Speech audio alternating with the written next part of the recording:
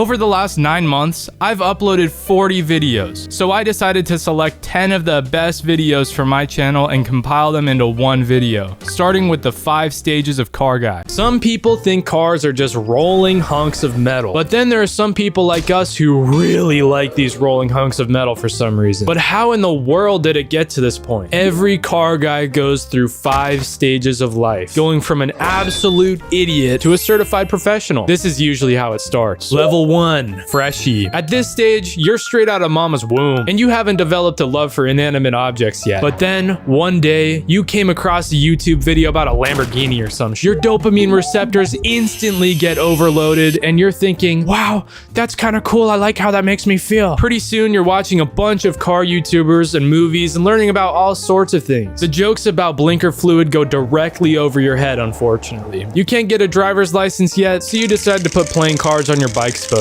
just to feel something. But after a few years, you finally pass your driver's test, and you get to whip your mom's 2010 Honda Odyssey. You find an empty parking lot and rip the e-brake, convinced you just hit the sickest drift. But in reality, you just look like a chud. It's around this point in the first stage you figured out how to manually shift your mom's automatic car. So of course, you're banging gears like nobody's business, redlining it every chance you get. Going 20 over in a school zone isn't ideal, but how would people know you're a car guy otherwise? That's when the red and blue lights tend to show up in your rearview mirror. Car guy level 2, tacky cosmetics and LARP. You're finally coming to your senses and realizing that your mom's front-wheel drive Honda Odyssey isn't quite cutting it anymore. Your dopamine receptors just aren't quite as sensitive as they used to be. Even though you already told your friends about the eBay turbo setup you were about to order, something massive changed. Facebook Marketplace. Your screen time went from 3 hours a day to 7. Something about this beautiful app just makes it impossible to put the phone down. You keep sending your friends some crazy deals, ignoring the don't ask for title if you know in the description. Some time passes, and you finally saved up enough money for that manual 90s Honda Civic you were playing iTag with for a couple of months. After picking it up for $1,800 and a Red Bull, you drive straight to AutoZone. Aisle 5 has you in a chokehold. It feels magnetic. Finally, you can mod your car just like Fast and Furious. You pick a steering wheel cover and some fuzzy dice for $22. These mods are going to impress the hell out of the huzz. The cherry on top is a Black Ice Little Trees air freshener. After all these sick mods are installed, it's time to do some power mods. Oil change. At level 2, this is a big step for you. You've always heard about the importance of oil changes, but you've never gotten down and dirty with a car before. You're finally about to lose your mechanic virginity. This is huge. You pull up a very detailed 10-second oil change TikTok and get to work. It's sometime around here where you start to realize that this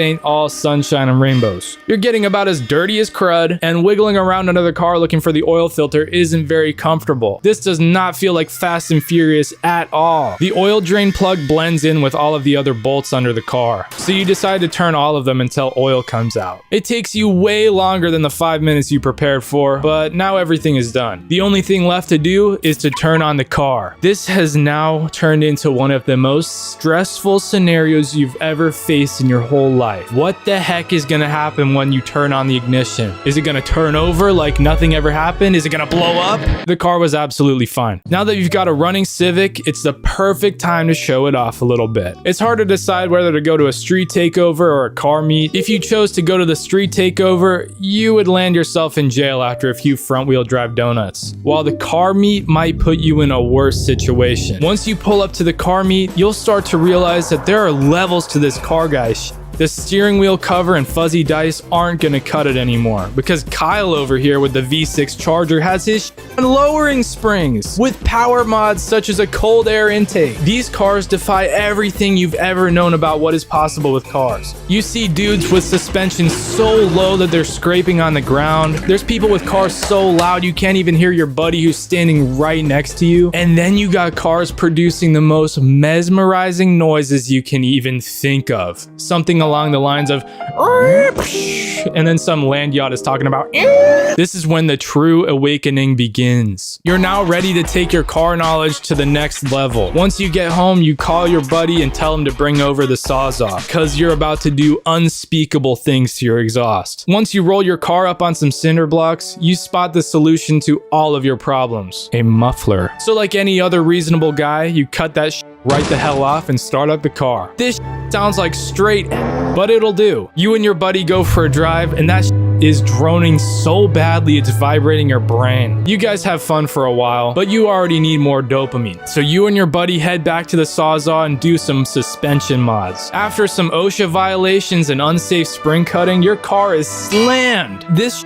looks and sounds awesome. You guys decide to drive it to AutoZone for some more aisle 5 cosmetics, and this thing handles like absolute Level 3, the first correct mods. Many months pass, and you're still driving around in your bumpy, stiff, loud, fart can, blown speaker Honda Civic. Your developing prefrontal cortex is beginning to realize that maybe your mom was right about this car being a chudmobile. Maybe she wasn't just trying to spike your cortisol. Maybe she was right. You decide it's time to put on the big boy pants and throw on some real mods. You've been watching some more tasteful content, cleansing your palate with videos from creators such as Donut Media and Hoonigan. Now that you've seen all these videos, you're pretty sure you know what's good and what's not. At this stage of Car Guy, there's two directions you can go. One of the options is sending your car to a shop and having them do stage mods or whatever the hell that is. If you choose this path, then that's about as far as you get as a car guy. But the other option is for you to step up to the plate and figure this crap out yourself. So you decide to start with a real exhaust. You call your sister's boyfriend, who supposedly knows how to weld.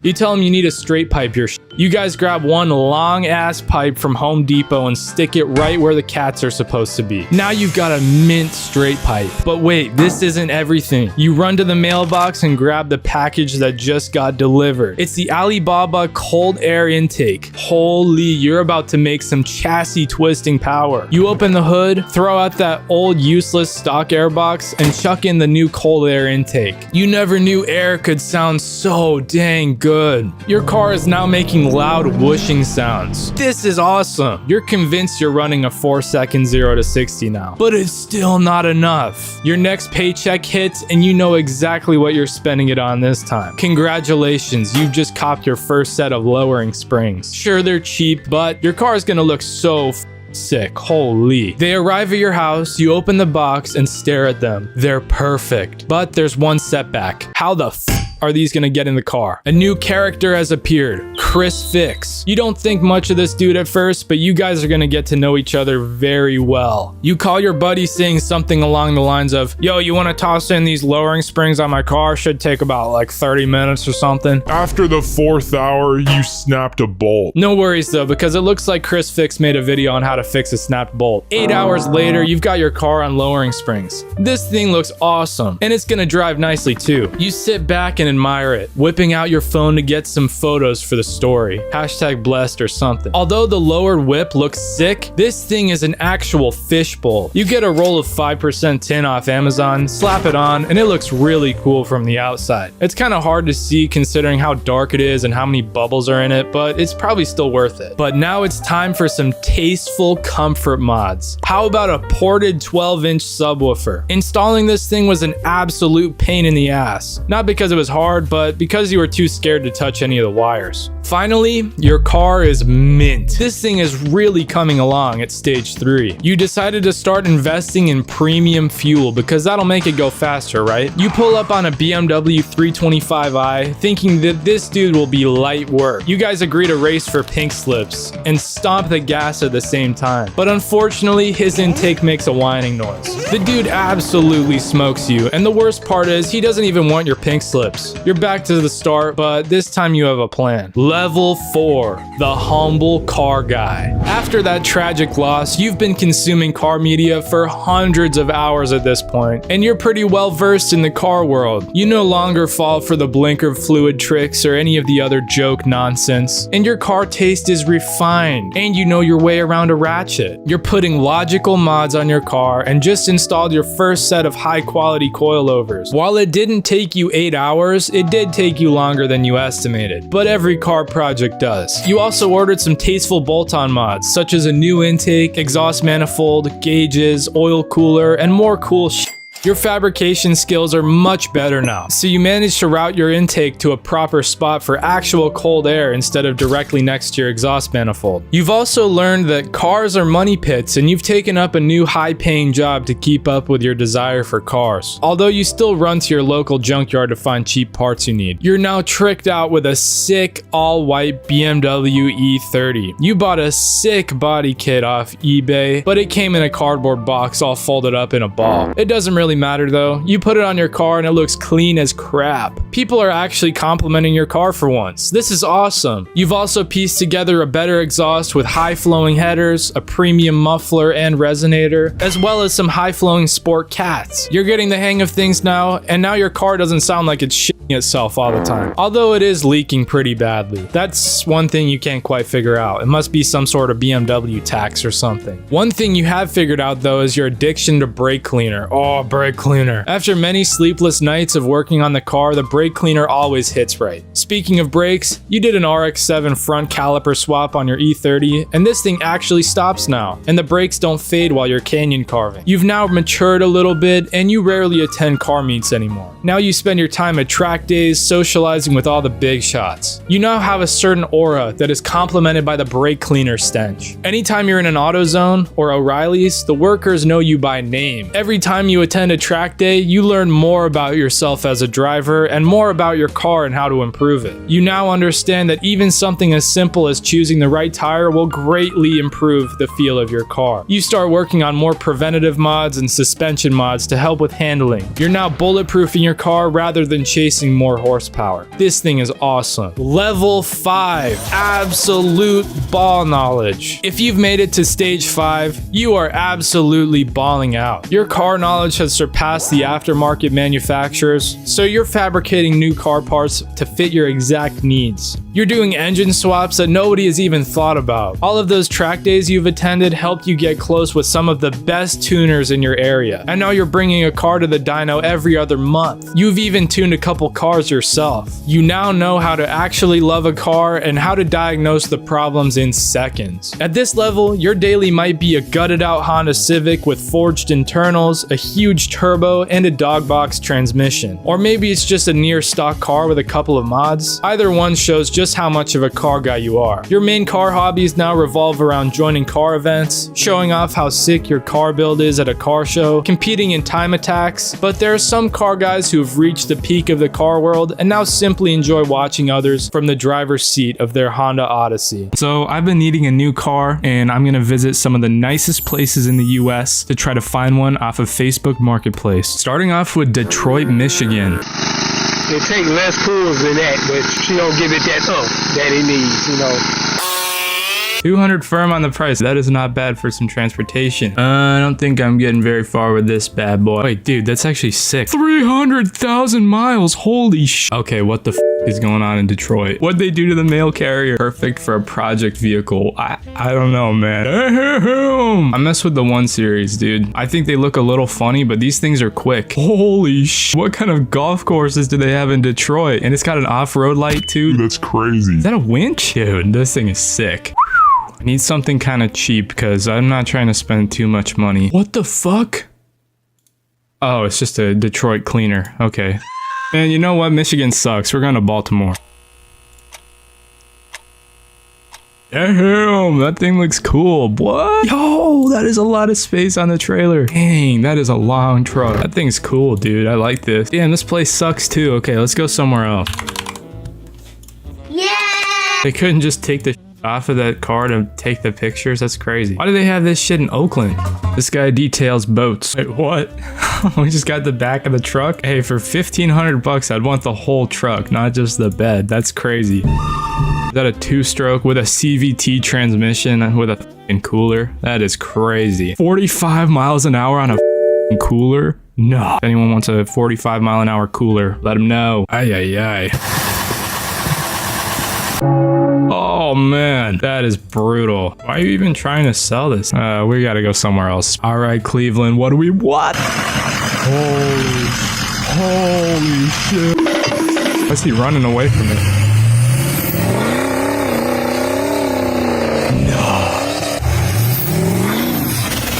Oh my god. Is that the intake? Classic. $10,000 240. That's got the RB25 though. That's not bad. We're missing some of the truck. Alright, I'm bored of Ohio. Think I can go to like Dubai? What the fuck? You can get an F1 car? Wait, what else do they have in this place? Jeez, dude, this is a cool car. Oh, okay, why do they just have a bunch of like women for sale here? Oh, that's a nice E39. All right, back to the US. Okay, let's go to LA. LA has some nice cars. Dang, this thing is clean. I feel like there's too much camber back there, but maybe that's just me. Oh yeah, this is just sick. I like this. Hey, it sounds healthy. I mean, it's cool. It's got the cigarettes on it. So what kind of exhaust? It's a pretty straight pipe. Oh no. It's a lot of teeth all over this thing. I think I have this one in GTA. 450 grand? 1968. Dude, California's got some nice cars. What? Dang, this is sick. Runs great. Nothing hurts on it. Okay. Oh, this shit sucks. I think it's just the headlights piss me off. It looks like stupid. One day, guys. One day. Yeah, that's just about what I expected for Tacoma. Why is it so short? Dude, imagine getting in a collision with this thing. There's like nothing there. 1986 Toyota Custom Camper. Read below. Will do. What? Camper or like liver? I feel like this thing's been lived in. Might look a little bit goofy, but it used to be a Sea Breeze until it was redone at some point. It includes a fridge, a stove, and a sink with water. What the fuck? 6,000 pounds. Oh my god, this poor car. Let's see what we got in New York. Oh, yo, what the oh, what? Yo, what? Only 30 grand? I'll take this. That's cool. That's cool. 1973 Fiat 500 Jolly. It's a replica? You guys are selling a replica for 42 grand? Well, it looks very jolly though. Damn. Look at that thing. Honda Rebel. Oh, what? You could just reach your hand out and touch the back tire. It's got to be so hard to steer, right? All right, we need to go like to a city in the middle of nowhere. Holy sh! This place is literally in the middle of nowhere. Yeah, that's what I expected. I got nothing here. Oh man. It's a fucking dog. Dude, this place sucks. What? We got a Mazda something here. Yeah, this place sucks too. I mean, what am I expecting? What? Oh, God, that thing is loud. I'd be scared to buy anything from people out here. What about Alaska? Yeah, where are we? I'm gonna do 500 miles for Alaska. Let's see what we got out here. 6 racks? No. What are we doing? Good for a daily. Price is firm. I know what I have. Oh, there he is. What is going on in Alaska? Everything is just rotting here. It just looks damn cold up here. Oh man. Got the ice scraper and everything. Needs a brake job. Oh man. Yeah, I'll stay down here with the rest of the US. I'm good. Go, let's look around Reno. I got the Ghostbusters car in Reno, Nevada. Subaru Forester, but it actually looks kind of nice. Manual. Oh, and it's the XT, so it's boosted. This thing is cool. What? Okay, I gotta go down to Reno. The 735. What? So when did we just start lifting any car? We got the 2026. Hi. Before we go to the next place, hit that like and subscribe button twin. Please? I'm just gonna go to the middle of the US and put it on 500 miles and see what we can find. Oh yeah, look at that, right in the damn middle. What? This thing is a jet! Oh, what? What? It made just shy of 800 wheel horsepower. No more bullshit. You are either on my side, by my side, or in the fucking way. Holy, oh my god. What is in the middle of the US? This is crazy. Okay, so if I go into the cars tab, it looks like we got some crazy BMWs. I don't want to look at more BMWs because that's probably boring. Oh my god. Why is it so blurry? Super Bowl 34 Wilson Sports one-of-a-kind car for sale for just 35 racks. Look at this guy. The commuter car. I don't like it at all. Oh no, what happened? This was definitely like a meth lab, right? Got it warmed up, so got it idling now. I have to get one of these. 2003 Toyota 4Runner Limited Sport Utility 4-door. Oh, we got the Supra. Only 100K. Not bad, not bad. We can make that happen. Oh, the Geo Tracker. Somebody once wanted to race me in one of these things. That's how slow my car is. This Optimus Dime, tiny little truck. I wonder what the towing capacity is. That's awesome. Whoa, wait. Oh my god. No! Oh, what is this? No! Custom built? I don't doubt that. The Beetle just went from gay to bisexual. This thing is hard, dude. Only 3,500 bucks? Let me tell you something. If you're gonna put a subwoofer in your car, just don't mount the amplifier to the side. Just put it somewhere else. Thank me later, man. Got the Rolls-Royce Ghost for 1,400 bucks? Oh, 1,400 a day. Okay. This thing's just about as ugly as crap. Got ratchet straps holding it together. What are you paying for? Super weird. Let's move over to Oklahoma. Oh my god, what? Is this an LS? Wait.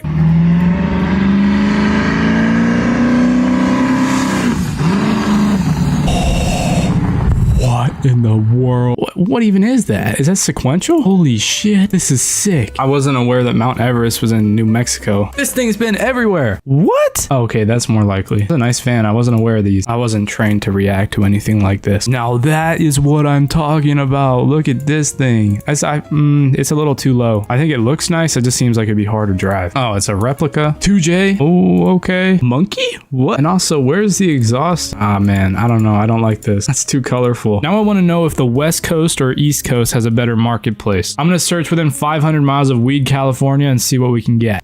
You don't know the power of the dark side. I totally forgot to hit the cars button. No way, $5 million in Sacramento, California? That is crazy. Looks pretty clean though. Oh, no way, I love these things. The 850 Ci. I wish it was a CSI though, because those are the V12s. I mean, maybe this is as well, I don't really know. 15 bands for a fucking lemon. Wow, that's a pretty cool audio system right there. We're in the middle of nowhere. Oh!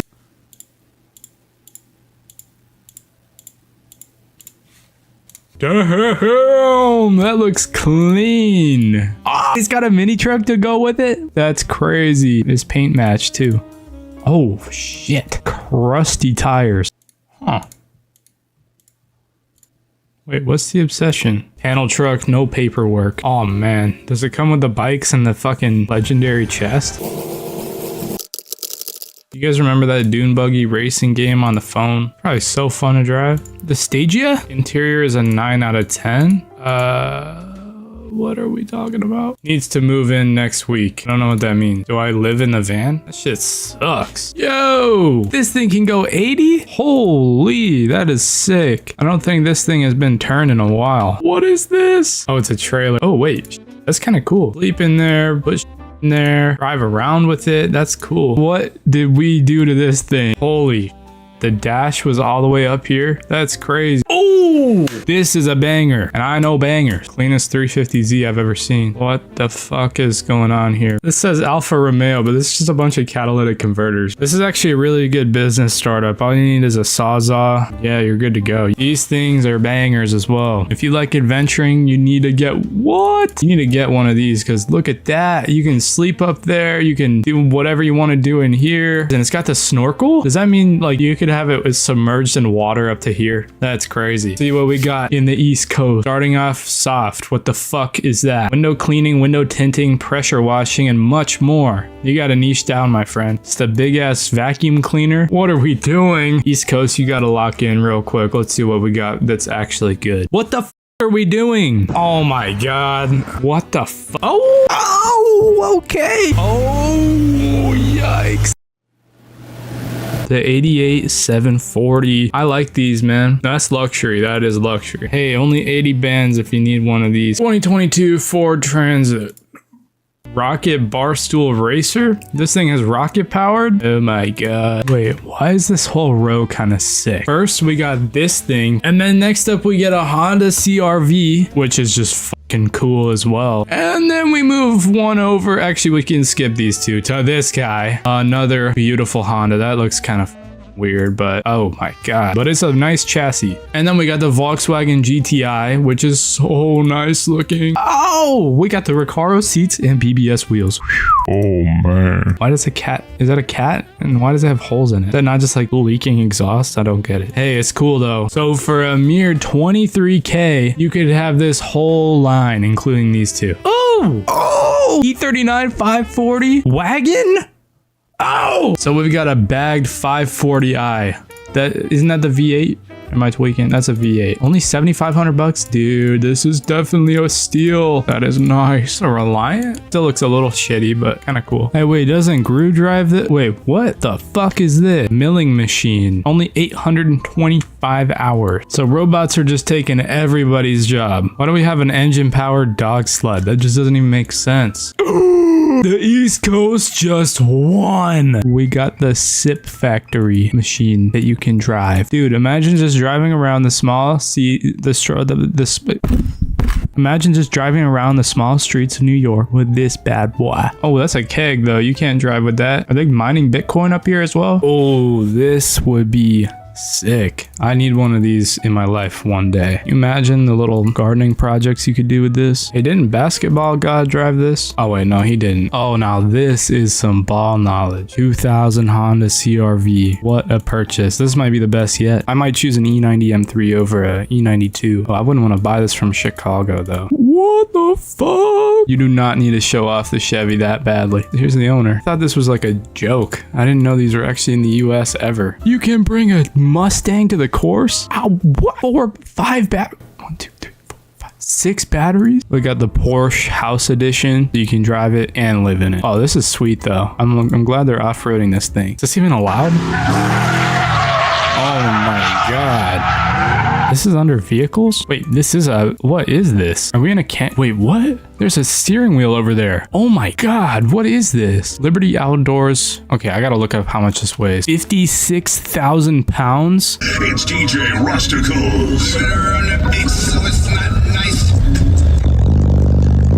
How is he looking at me with a straight face when his hair looks like that? That is a cool setup though. Oh, look at those amplifiers. That's crazy. In that thing? 1988 Ford Coachman. I like Miatas when they're lifted. I think it looks cool. Wait, this is only 8,500 bucks? Dude, this is sick. What do you have to bring up in the air that high? Nobody have a use for this truck? No. Oh my god, this is so badass. Oh, and look at that exhaust as well. This is awesome. This sucks. Why would you build this? I don't understand the point. 12 grand? No way. Why are we just selling anything on Facebook Marketplace? Is that a fatty group? No, Fayette group. Yesterday, some lady cut me off in a parking lot, honked at me, parked sideways in a handicapped spot, and then walked away. I was pissed. That was just one of 21 types of drivers who pissed me off. But it wasn't as bad as the dudes who don't know how to use their turn signals. Sometimes out in the wild, you'll see a dude who is not aware of the little lever behind the steering wheel. Typically, it's BMW drivers, but this issue affects many. When I'm driving in the left lane and some dude just slowly drifts in front of me from the right lane without any notice, it pisses me off. Like, dude, feel free to give me a warning. They put that fucking light on the back of the car for a reason. Do you think BMW spent millions manufacturing a functioning blinker just for it to collect dust? The answer is no. Speaking of these dudes just drifting into the left lane, what the hell is the deal with left lane campers? Like, actually, there are not just 2 lanes on the road for the sake of it. If you're gonna be in the left lane, you're passing. If you're in the right lane, then you're chilling. Why do I see people chilling in the left lane? Not only is it annoying, but it's also probably one of the reasons that people start cutting up and driving like shit. Think about it. If you're going fast and another dude is not going fast, then you're gonna go around them, right? Another thing about these left lane campers is that they're in absolutely no rush until you try to pass them. I'll be going 5 under behind one of these campers and then go 60 to pass them, and all of a sudden they're going 65, which makes me want to just drive straight into their rear. Okay, this sounds a little hypocritical hypocritical, but tailgating also pisses me off. Fella, the only reason I'm going 25 miles an hour is because we're in a school zone. I know I could probably get a pretty sweet insurance claim with a simple downshift, but it's just so awkward when some loser is just driving right on my bumper. The main time it really pisses me off is when I'm driving my manual Mini Cooper. I'm not gonna lie, I'm kind of a genie with the clutch, so best believe I'm not gonna be rolling back into someone's car. That being said, on the off chance that I hit legs or something, or my foot slips, just some bullshit happens where the car rolls back, there needs to be a little bit of room, dog. If someone is right on my ass and I roll back a bit, I'd probably be at fault. That's when the big iron comes out, because I'd be about as pissed as fuck. The only time the tailgating really gets to me is on the highway. I'll be trying to merge and a dude will just not make space. Zipper merging is key. If we could somehow just figure that out as a society, then that would be cool. I feel like the merging issues are more with on-ramps though. Sometimes it's just because it's a on-ramp, but other times the people who are already on the freeway are just trying to play defense or some shit. Like this one time I was driving on the on-ramp and there was somebody already on the freeway who was right next to me. Picture this, the left lane was completely empty and they were in the right lane and I was right next to them on the on-ramp. So as you do, I slowed down a little bit so I could merge behind them. But instead of getting over, instead of maintaining their speed, this bitch stomped the brakes. We both damn near hit a standstill because they literally stopped on the freeway since I was next to them. I don't know how they didn't get rear-ended, and I don't know why they didn't go in the left lane, but that shit pissed me off. It didn't piss me off as much as blinding headlights though. I can't be the only one who thinks the older style of headlights is plenty bright enough. All of my cars have relatively dim halogens and I can always see perfectly fine. But for some reason, people just need to see at night with the brightness of the sun. Those LED bulbs are completely lethal, especially while trying to get on the freeway or something. This isn't really an issue while driving in my truck or something, but in my BMW or Mini Cooper, I feel like I'm getting flashbanged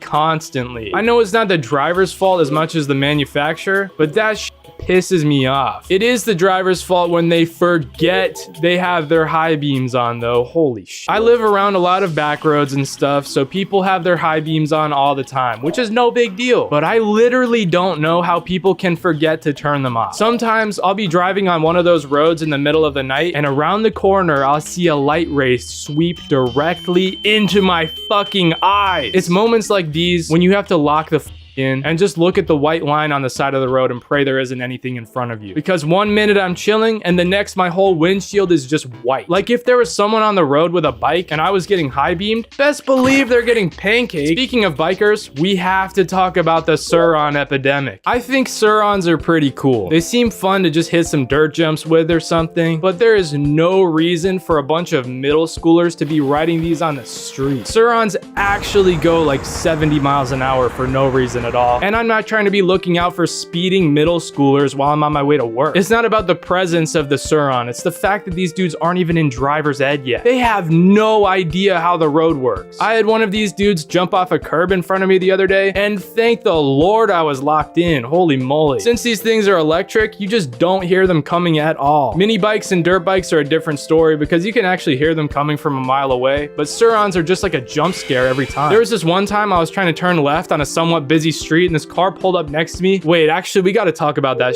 because this is worse than Surons. When I'm trying to turn left on a busy road and somebody pulls up next to me to turn right, I can no longer see the left. What are we doing? If you could just give me an extra few seconds to actually see if I can turn without getting T-boned, that'd be awesome. It's no big deal if there's 2 turn lanes, but when it's a 2-way stop sign or something and the car next to me just invents their own lane, it pisses me off. Doing this makes the whole thing into a gamble. Why do people pull up next to me in the first place when they're trying to turn right? I'm gonna be blocking their vision too. It's not like you can just see through my car or something. Actually, maybe they can because I kind of drive a fishbowl, unfortunately. This whole situation pisses me off, but it's not nearly as bad as when people pass school buses while the stop sign is on. I swear the school bus will flip out the stop sign and I'll be seeing people who are just like, stop sign? What stop sign? And then they just fly right past the school bus. That shit is just weird though. Like, don't do that one for real. While we're talking about school buses though, I just gotta mention how much school buses piss me off. As soon as a school bus drives up next to me, I'm gonna get flipped off, get my car hit hit by a cheese stick and probably end up getting my bumper clipped off by the school bus taking a tight turn. I feel like even in these situations, I'm not one to use the horn though. I've never been too liberal with the horn as far as honking at people goes. That's like an East Coast thing or something. Honking at people and getting honked at just does not help the situation half the time. If someone's gonna back into you or something, then definitely go for it. But there are these select times when I'll be driving 38 in a 35 and some Tesla is gonna be sure to pull up right behind me and honk at me just to let me know I'm going a bit too slow for that. I think the more awkward situation is being the passenger in a car with someone who loves using the horn way too much. I was once driving with this dude who cut someone off and then he honked at the other driver. I just about put my hood up for that one because that shit was so embarrassing. I feel like it's a city driver thing though. People who live in big cities drive completely differently than everyone else in the world. Like even if they're in the middle of nowhere, they'll be right on my bumper because they don't want to get stuck in rush hour traffic or something. It's like I need to remind them that we're in the middle of the desert with a total of 3 cars. It's always Teslas though. Teslas are cool because they can launch so hard, but in my opinion, they look pretty boring and half the people who drive them are annoying. I think the best thing about seeing a Tesla in traffic is knowing you can brake check them. If there's a Tesla riding your bumper for no reason at all, they cannot hit you even if they try. These cars have the most sensitive auto braking and it's so funny. There's a dash cam video out there of a dude brake checking a Tesla and the Tesla driver was absolutely losing his shit.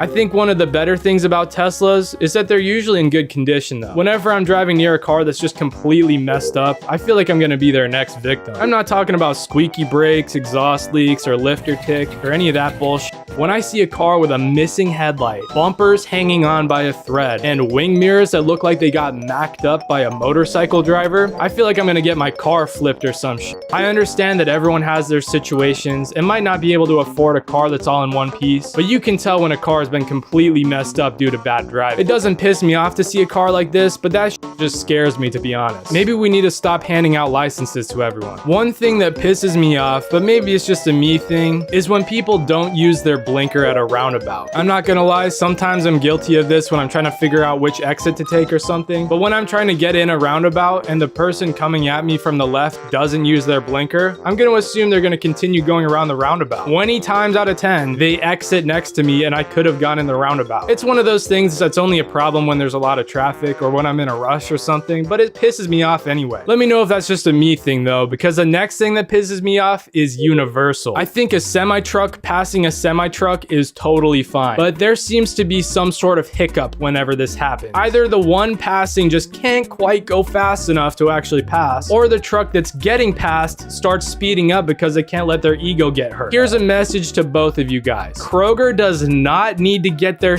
20 seconds earlier. You can just take your time and let the small cars go around you. Please. No, I know you guys are on a tight schedule and stuff, but sometimes I'll see 2 semi-trucks just blocking the rest of the highway, and to say the least, it pisses me off. I think something on the opposite end of the spectrum, but arguably worse, is new drivers with fast cars. If you're in high school and your car's 0 to 60 is faster than like 6 seconds, you really have to be careful. Maybe I'm just being jealous, but in high school, whenever people had a 335i or something, they would just be acting a fool. If you know how to actually drive, then no worries at all, but chances are if you just got your license, you probably don't. The number of close calls I've had with BMWs while trying to leave the school parking lot is unreal. It's like as soon as people this age get a car with over 250 horsepower, they start wearing lead shoes. Like, dude, calm it. I know your N54 sounds cool, but don't plow into my rear bumper just to let me hear the blow-off valve. It's sometimes these exact same dudes who'll get a burble tune and start driving like absolute shit to make the exhaust pop. Like they'll just hold a gear until 5,000 RPM and then just completely let off the gas. That shit does not sound cool. Okay, I'm not gonna lie, sometimes it does sound cool, but if you're obviously driving like shit to make your exhaust pop, it's like a law of equivalence. It might sound sort of cool maybe, but you'll see people in these cars looking directly at you while they do some dumb shit like that. This shit is not tough, dude. I think burble tunes are weird, but if your exhaust pops between shifts or like pops a little bit on deceleration, it's usually cool. Speaking of deceleration, why don't some people know that your car slows down without using the brakes? I think Isaac Newton figured this one out a couple years ago. Unless you're going down a steep hill, the car car's gonna start slowing down when you let off the gas. Like seriously, there is no reason to be periodically tapping the brakes instead of just coasting and letting gravity do the work. I'm sure anyone who's ever driven behind a Nissan Altima knows the feeling. I'll be driving behind one of these on a flat road or something. There will be a stop sign 50 feet ahead and they will hit the brakes and then accelerate to get to the stop sign. Gas prices are not this good, Unc. You cannot be doing all that. A key lesson from this section is if you stop powering the car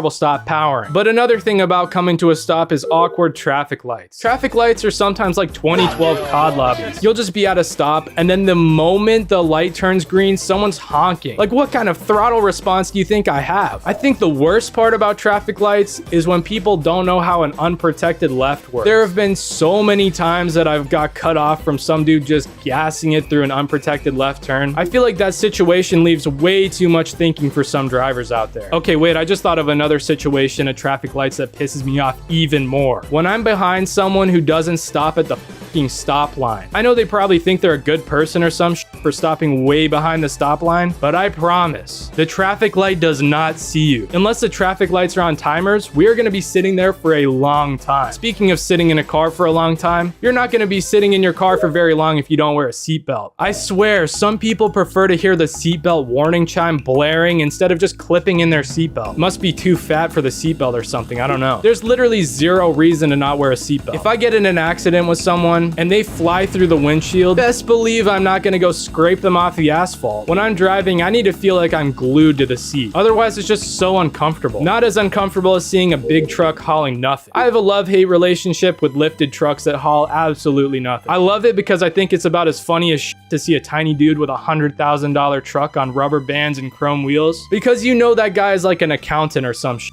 and has never even worn a piece of Carhartt, let alone put a stick in the bed truck. So yeah, I love them because they're funny to look at, but when you have to share the road with one of those, holy shit. Give me a break. When they're behind me, they're taking up like 3 lanes, right on my ass, probably don't see me, and I feel like I'm gonna get run over. And when I'm behind one of these trucks, it's like they're rolling coal all over my car. And I have to look at all those bumper stickers that are just yapping about some bullshit. And worst of all, they have those underglow kits that make me feel like I'm gonna have a seizure. In all fairness, I respect the grind, and it's cool that they've put so much time into a build like this, but I personally think a truck should be used for truck stuff. Maybe that's just me though. Like the bed sizes of these trucks literally haven't changed since the 90s, but the grill has like quadrupled in height. It kind of sounds like a whole lot of coping. I'll probably always be the type to drive an older truck for this reason. One last thing though, I've only ever sat in a lifted truck like this one time, and to be completely fair, I felt like I owned the road. So I get the appeal, I guess, but it still pisses me off. So this is Wes's 1998 Honda Prelude SI. Looks like he's got an intake, an exhaust, some cool looking fog lights, beautiful sunset as well. I think these cars look awesome. He sent a video as well. Let's check it out.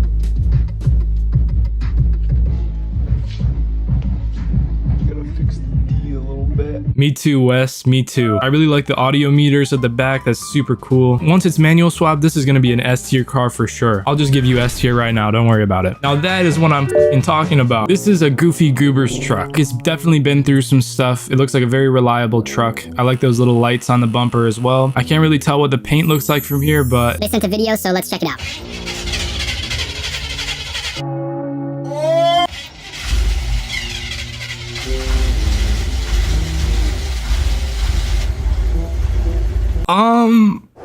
it looks like a very good work in progress, a great project truck. I'll give it a... So this is George. He submitted some crazy shit. Not only did he submit this crazy S2K with Recaro seats, a manual transmission, a roll cage, beautiful photography might I add, but he also submitted this Honda Civic Type R. I don't know where this guy got his money from, but S tier for both of these cars by a long shot. George, nice job. Next on the list, we have G59's VW. This thing is super low and just looks awesome. I mean, it has pretty cool fitment. I definitely like the luggage carrier. I think those are slept on for sure. But wait, what the fuck is that sound?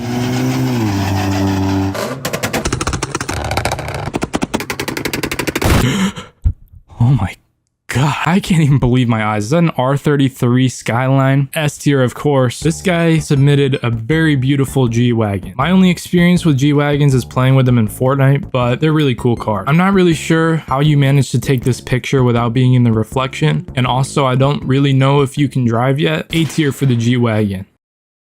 Is it lowered? I can't really tell. As long as it's got a clean title, it looks like it's pretty good. Can't really tell what condition the interior is in, but it looks like a good car to me. I'll give this an S tier. Go Mad Dog submitted his 2017 Hyundai Santa Fe. and this thing rips.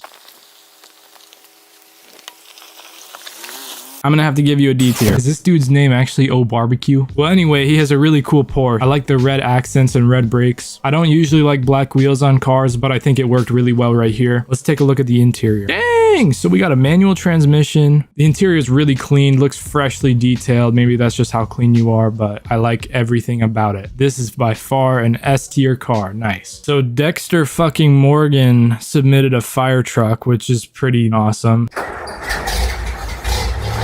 Dexter, this is a great daily driver. I appreciate the submission. This is gonna give you, I'm gonna give this one a, I'll give it an A tier. ODST Vulcan's 2016 Ford Mustang EcoBoost Premium with LEDs. So not only does he have a super clean Autobot symbol, but he's also got underglow. Thank you for showing the different colors. You actually did do RGB, so nice job there. I think I prefer the blue from like the rear angle. I think that looks better. Not necessarily a huge fan of the EcoBoosts, but you know what? Whatever floats your boat. The next submission is from something 911, and this thing is absolutely awesome. It's so unique and really cool to see a Civic that's actually up off the ground and can do shit. I mean, look at those tires. Those things could go anywhere. He has plans to build a custom turbo kit for it, which I think is absolutely awesome. I'd love to see that. You're already at S tier. Let me know when you get that done and you'll be at whatever's above that. Nice job, dude. Wirt is my day one, and I love your BMW. I love F10s. I think the 5 Series is awesome. This thing looks great, but I have an issue with your BMW and many others in this submission list. You guys have to take those fucking grills off. I really like the BMW though. Keep it up. It looks clean. Nice job. I don't have a car. Now we got Sif with the C5 Corvette. This thing looks super nice. I really like the red, and I think it's cool that it can wink too. I think C5 Corvettes are some of the better looking Corvettes. Sif, I'm gonna give you an S tier. Crusader Eduardo. Here's some photos and sounds. I don't have a lot of photos. It looks like plenty to me. He's got a Dodge Charger. I like the engine bay. I like that strut bar you got. I think the purple looks great. I have no idea where you live, but it looks straight out of War Dogs. He sent a video. Let's hear how it sounds.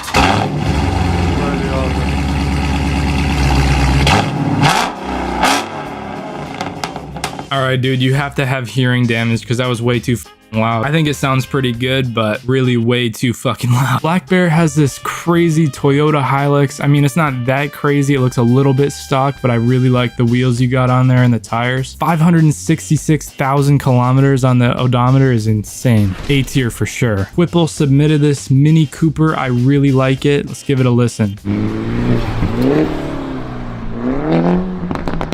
I think it sounds great. Mini Coopers definitely do handle like go-karts. You're right. A tier. This is a certified hood class. 1993 Toyota pickup has 3 slow and 5 speed. The last picture is what my shift knob looks like. I really like the bumper. I like the lights on top of the roof and the lights on the bumper. This looks like a really nice rig. I'm sure you could get over anything in this thing. I really like the first gen Tacomas as well, so great job. Now that is what I'm talking about. Not only does it look great, but it hits 45 miles an hour. It's a 6-speed manual. I don't even know how you do that on a lawnmower, but that's great. Please send me a video of you driving this. A tier. Oxford Green 330 Ci E46 automatic transmission. I'm gonna dock you a point for the automatic transmission. Older BMW auto transmissions are not that good, but the E46 looks great. Green looks great. I think this is one of the few colors that works really well with a beige interior, so that's a very nicely spec'd E46 you got. 1992 Honda Accord. That looks like a very chill car you got. The Steelies are a Honda classic. The gap between the body panels is another Honda classic. I think the rear end looks very nice. The interior looks pretty good. I'll give you a very solid B tier. I forgot who submitted this one, but it was taken with Google Maps, which is very impressive. Doesn't look like it's moved in forever.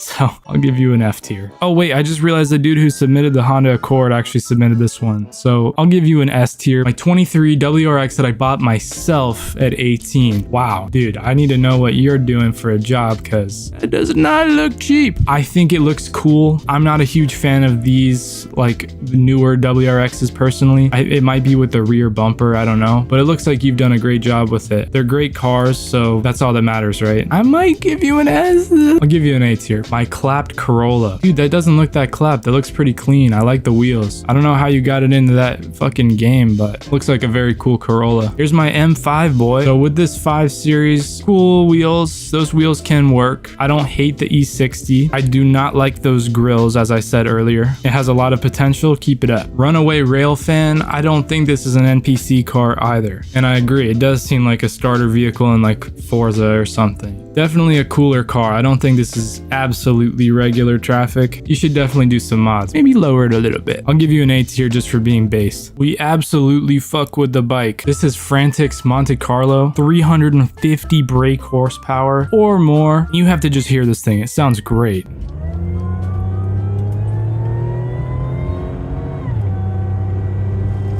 Frantic, I'm gonna give you an S tier. This is great. So here we have a $400 2002 Impreza, which is hopefully gonna be a rally car one day. First of all, this is a great car. Second of all, $400 is amazing, and I really like that you want to rally. I think between the two engines, I go with the EJ205, but it's up to you. Let me know what you end up doing. B tier for now. So Lucan submitted this 530D with the turbos from a 535D. I really like the F10 with the N57 engine. I think they're really cool. I don't think these engines are quite as good as the M57, but it's still great. And this thing sounds nice as well.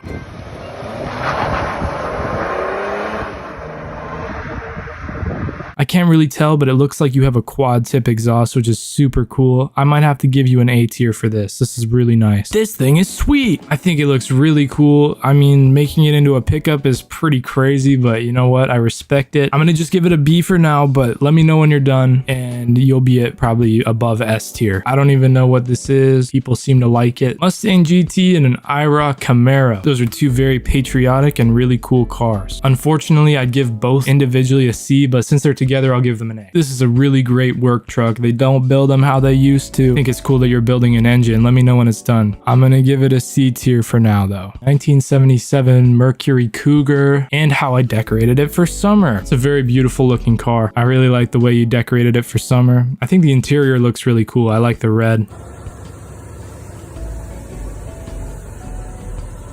This is a very nice car. The interior looks like a very nice person is driving it, but from the outside, it kind of looks like an evil villain or something. I'm gonna give this one an S tier. I just really like it. I don't know about all that smoke back there though.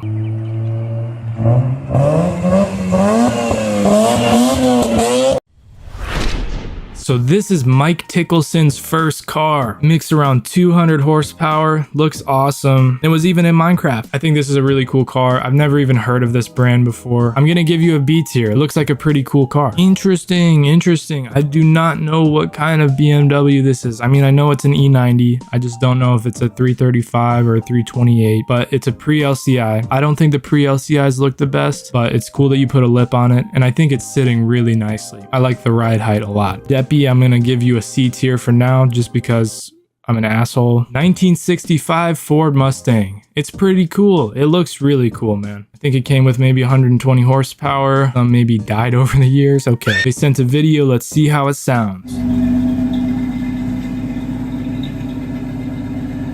That sounds healthy, dude. That sounds like a really cool car. I think Ford Mustangs are great. I'm excited to see what you do with it in the future. I'm gonna give you a B tier for now. The cheapest car you own. You must be a very rich man if this is the cheapest car you own. And also, why is that wheel in the background the same size as the car? I think it's cool that you have a bumper on this thing. Looks like you live out in the middle of nowhere and you can probably spin some good donuts or something. I'm gonna give this one a D tier. It's not an F because it has a light bar and a bumper. The Frankenstein. Zack Attacker got the color scheme from Eddie Van Halen's guitar. That is super cool. I really like how it looks. It looks like you put a ton of effort into this thing. Here's a closer look at the engine bay. This thing looks absolutely sweet. This is by far an S tier. This thing looks great, man. This dude just said hello and it's an E92 BMW. I know nothing about it. It looks very clean. I think the bumper looks great. I'm gonna give it a B tier for now just because I don't really know anything about it. Phantom Spiders 2014 Subaru Impreza Sport Premium. This thing looks pretty clean. I like that red intake. Looks like you need a new filter though. Holy shit. The smoke tail lights actually look good in this case. Looks like they sent a clip. Let's take a look.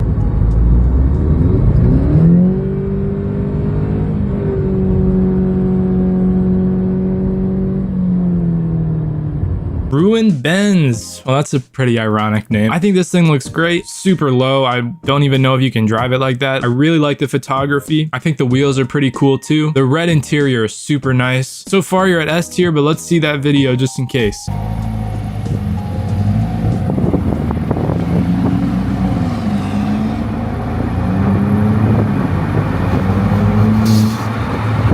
Very good roller setup, very good looking car. I like those intake noises as well. I'm gonna give you an S tier for this one.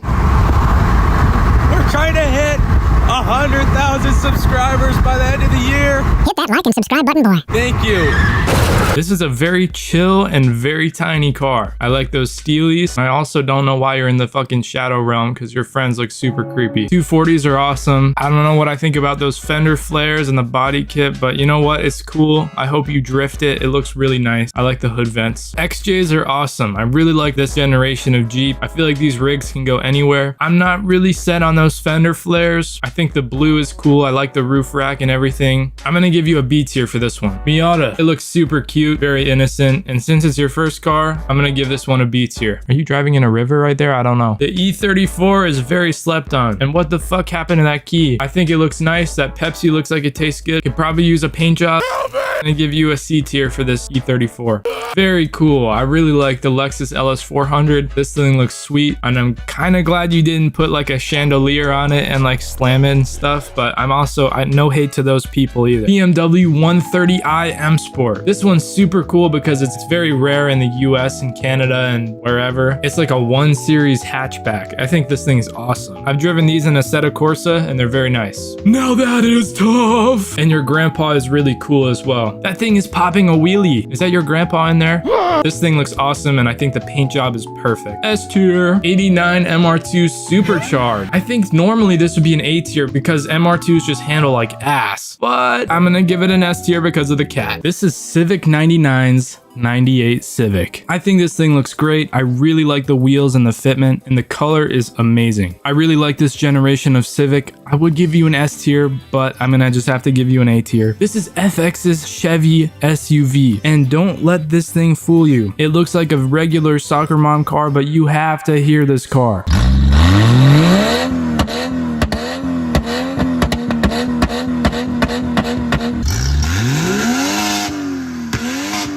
I've never seen a car that looks like that make a sound like that before. I'm gonna give this one a B tier because it kind of just looks like you cut the exhaust off, but it sounds really cool and I bet you can jump sand dunes with it or something. So yeah, B tier. Autograss Junior Special. This is a super cool car. Look at that suspension back there. They sent a video, so let's check it out.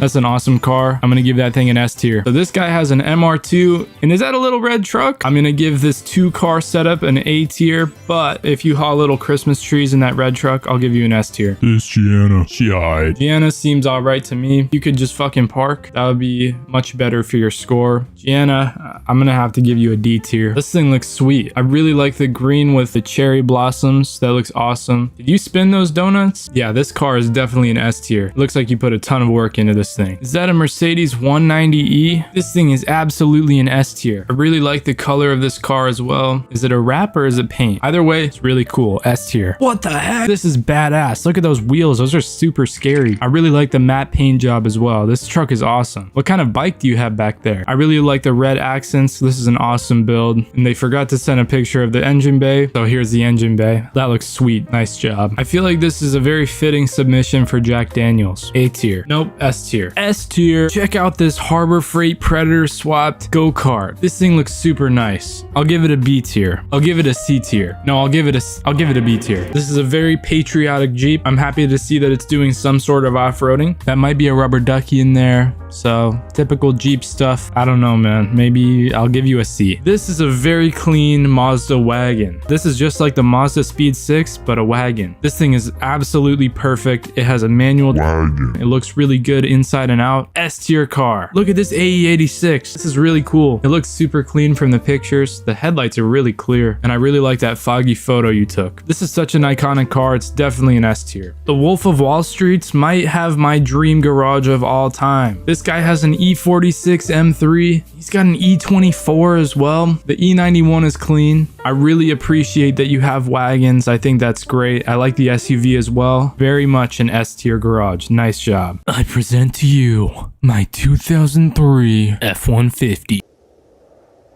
I really don't like the N20 engine. I think the facelifted bumper looks a lot better. I'll give it a C tier. I really don't like 320i's. I just don't think it's anything special. This is gonna be an F tier. Now this is tough. Inky is a 1963 Volvo Duet. Standard B18 straight 4. That is a very cool truck, man. I'd like to see more of it. I'd like to see a video if you have any. I'll give you an A tier. 2020 Suburban LT with the 5.3 Ecotech. Light up wheels, center caps on the Jetta GLI. They sent a video. Let's check it out.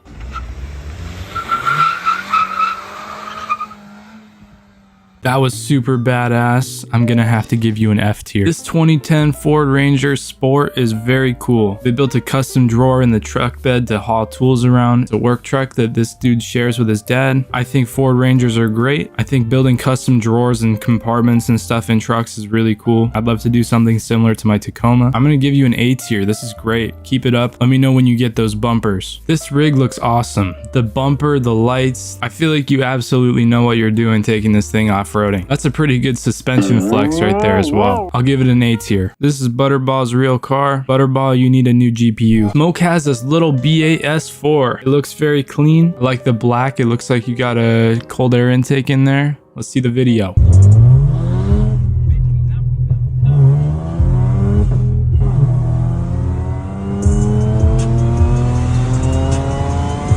That first shift was kind of diabolical, but I can tell you for sure that your clutch is going to last forever. And that car seems quick as fuck. The B8 is going to get an S tier. Rotted Subi is going to get an A tier. Not perfect, but working on it. Well, I can tell you something that's not perfect. I think this is a very nice looking E36 besides those...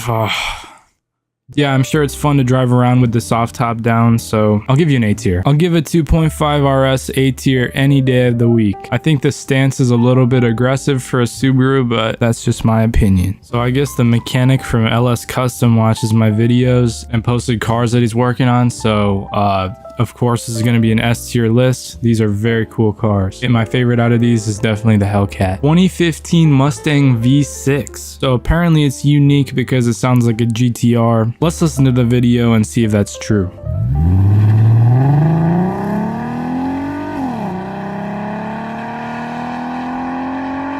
This thing actually does sound really nice. It's sad that you have to sell it on Facebook. I'm excited to know what your plans are for the future though. Well, this is just awesome. I have no idea what kind of car this is. It has a number 7 on the front. Maybe that's telling of something. I really like the roll cage in the back. Comparing it to this Ferrari, I definitely think the bottom one is much cooler. Very boring Ferrari. I think I'll give the Ferrari an F tier and the car below, I'll give that an S tier. That bottom one looks like Franklin's car twin. Man, fuck you. This looks like a bootleg Mr. Bean car. I think it's pretty cool. I like how tiny it is. Oh, the red seatbelts are definitely a plus. I'll give you an A tier for this one. That looks like a really fun car. An E46, finally. I think this thing looks great. I really like the headlights you have on there. Automatic is a bit unfortunate, as I mentioned earlier. I don't really think the beige interior goes well with the gray exterior, but you know what? I'll give you a B tier. It's a very good entry. Hell yeah, brother. This looks like a classic American man's daily driver. I'd love to go to Harbor Freight in a car like this. I'll give you an S tier just because I think this is above the other trucks we've seen so far. You're right, this is totally an NPC car. It is good news that you got a cooler car that's being driven up. Let me know what that is and I'll put you in the next video. Another good truck one. I like it. Is this an automatic transmission? Very retro. The lack of headrests is kind of cool. I like it. As long as you drive it like it's meant to be driven, I'll give you an A tier. Yes, now that's what I'm talking about. I'm very happy to see one of these on the list because Mark Zuckerberg drives one of these. I think this might be the best car yet. I love Honda Fits. Oh my god, it's a manual as well. Yes, dude. Oh my god, yes. S tier.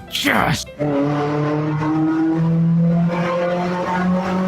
Bavarian Motor Works. It's a very cool looking Thunderbird, but it's also a very large tire. For that reason, I'm gonna have to give you a B tier. 250,000 miles, and it does need an engine rebuild. See a huge gash in the side of the truck from when I was 7 and I hit a beam with this side of the truck. It's a very cool looking truck. I like that it's for farm use. I'm gonna give you a C tier for now because it needs an engine rebuild. This looks like Franklin's car if it was red. Man, fuck you. I don't know about those floor mats. I personally don't love them. I know a lot of people that do though. It's a cool car. I like the photography. I like the Wes Anderson style of this picture. Yeah, it looks like a cool car. I'll give you an A tier. Now that is a really cool VW Beetle. To those who have never been in the presence of a straight piped VW, you have to try it. You can feel the sound in your chest. It is truly amazing. This car is very nice. I really like the view spots that you took pictures at. That reason, I'm gonna give you an S tier. Oh, 370Z. Oh, dude has an NVIDIA cat back. You know what? I love it too. I think the 370Zs are really cool, especially if you're getting into drifting. It's like you just have to weld the diff and then you're ready to go. Yeah, it seems like a cool car. They're not my favorite personally, but whatever floats your boat. Let's check out the video. Okay, yeah, this is pretty cool. I'll give you an A tier. It's a clean car. Wow, that's really nice. Look at that interior. So clean, so red. I would definitely pull up to a metal concert in this car. Kind of looks like some witchcraft bullshit with a stormtrooper on the back. That's a crazy license plate name as well. I don't know what you're talking about reliable daily when you actually sent a picture of this thing on the back of a trailer, but it seems cool. I'll give you a B tier because I don't really know much about it. Nice, another stock Ford Ranger. Beautiful. Look, it even has an American flag. Give you a B tier. I'll give you a C tier. I'll give you a B tier. Yes, that is fucking cool. It only weighs 25 tons. Oh, I thought it was 26 tons. I really like the use of the skateboard to prop up the hood, and I like that your steering wheel is not in the car. This is a very cool car. Giro. I'll give you an S for this one. Damn, that's crazy. Mind the bird shot to the grill. This dude's actually out here killing birds. Craig Beamer posted the best M Sport BMW with the inline V6. This thing's super clean. I really like the tasteful accents as well. I'm gonna have to give you an S tier for this one. I don't usually like newer trucks, but I think it looks great. I think the wheels are a little bit too fancy for a truck, but you know what? I'll give you a B tier. I have mixed opinions about the RX-8. I think yours looks very nice. This is definitely an A tier car. From lifted trucks to super slammed cars, this is what your suspension says about you. If your car has stock suspension, you probably have a pretty comfortable ride, or at least it does what you need it to do from the factory. If you're doing some easier off-roading, but you don't need to do anything too crazy, then maybe the stock 4Runner suspension is enough for you. Or maybe you occasionally go drive your car through the back roads at legal speeds, and your stock Miata suspension handles the corners well enough for you. A good suspension setup can be pretty pricey, so I understand wanting to keep it stock. Cut springs. Speaking of pricey, cutting your springs is not pricey at all. I mean, maybe putting a bunch of rocks in your trunk would be cheaper, but cutting the springs is still very cheap. After you cut your springs, the car might look pretty good, but only for about an hour before it sags and becomes undrivable. If you cut your car's springs, you don't really give a shit about the car and you're just having fun. Lifted. Hell yeah, brother. Lifting your car or truck is cool, as long as you're doing it for a good reason. I think the only good reason to lift is for off-roading, not just for going to the store and back. Because when your car is higher higher up, so is your center of gravity. If you don't actually need the extra ground clearance, you're just trading your vehicle's handling for looks. If you have a lifted car for a good reason, then you're probably the type to go on awesome adventures. If you lifted your car for looks, then your wife's name might be Frank. Hydraulics. Hydraulics are fucking cool. I think bouncing cars are the most ridiculous, but also the most badass suspension setups that you can do. It's just so impractical for anything except listening to music. Putting hydraulics on your car became popular in the 60s because people wanted good-looking low cars, but they'd get harassed by the police. So they decided to add hydraulics to lift the car up and avoid tickets. But I suppose at some point it got taken a step further, and these cars jump now. So yeah, I don't really know how the fuck that happened. If you're running hydraulics, you're either a bit older and into the classic stuff, or you're just kind of funny. Lowering springs can be the less expensive option for making your car just look lower, but still ride nicely. The slightly stiffer springs help you around the corners and feel a lot better than stock springs. I would recommend swapping out your stock shocks when you install lowering springs. If you have lowering springs, you probably just don't feel like spending coilover money. I think lowering springs are respectable, but I'd definitely go with coilovers if you can. Coilovers are a great option because with high quality ones, you can adjust so many things on them. People don't just get coilovers to adjust the ride height. You can adjust things like the camber, caster, toe, preload, damping, corner weight, anti-roll, and sometimes other things. They're very amazing. Sometimes coilovers can make the ride a bit too bumpy for some people, but they make cornering and everything else just that much better. Coilovers can be used for almost any driving setup. Track, drag, rally, precision, hill climb, drifting, and basically anything else. But make sure to get good ones. You're better off getting nice lowering springs than cheap coilovers. Reasonable coilovers can start at around $800. That even is still kind of cheap for coilovers. You're going to want to set aside about $1,500 for a nice set of coilovers. Bilstein is a great brand. BC Racing is pretty great too, but something like the $300 Max Speeding Rods coilovers are far from ideal. Coilovers are kind of an all or nothing type of deal. So in my opinion, if you run good coilovers on your car, you're pretty set on making this thing handle like a go-kart. If you're running cheap coilovers, then all I can do for you is pray. Bags. Bags are for the fitment boys. They sound fucking awesome when you air them out.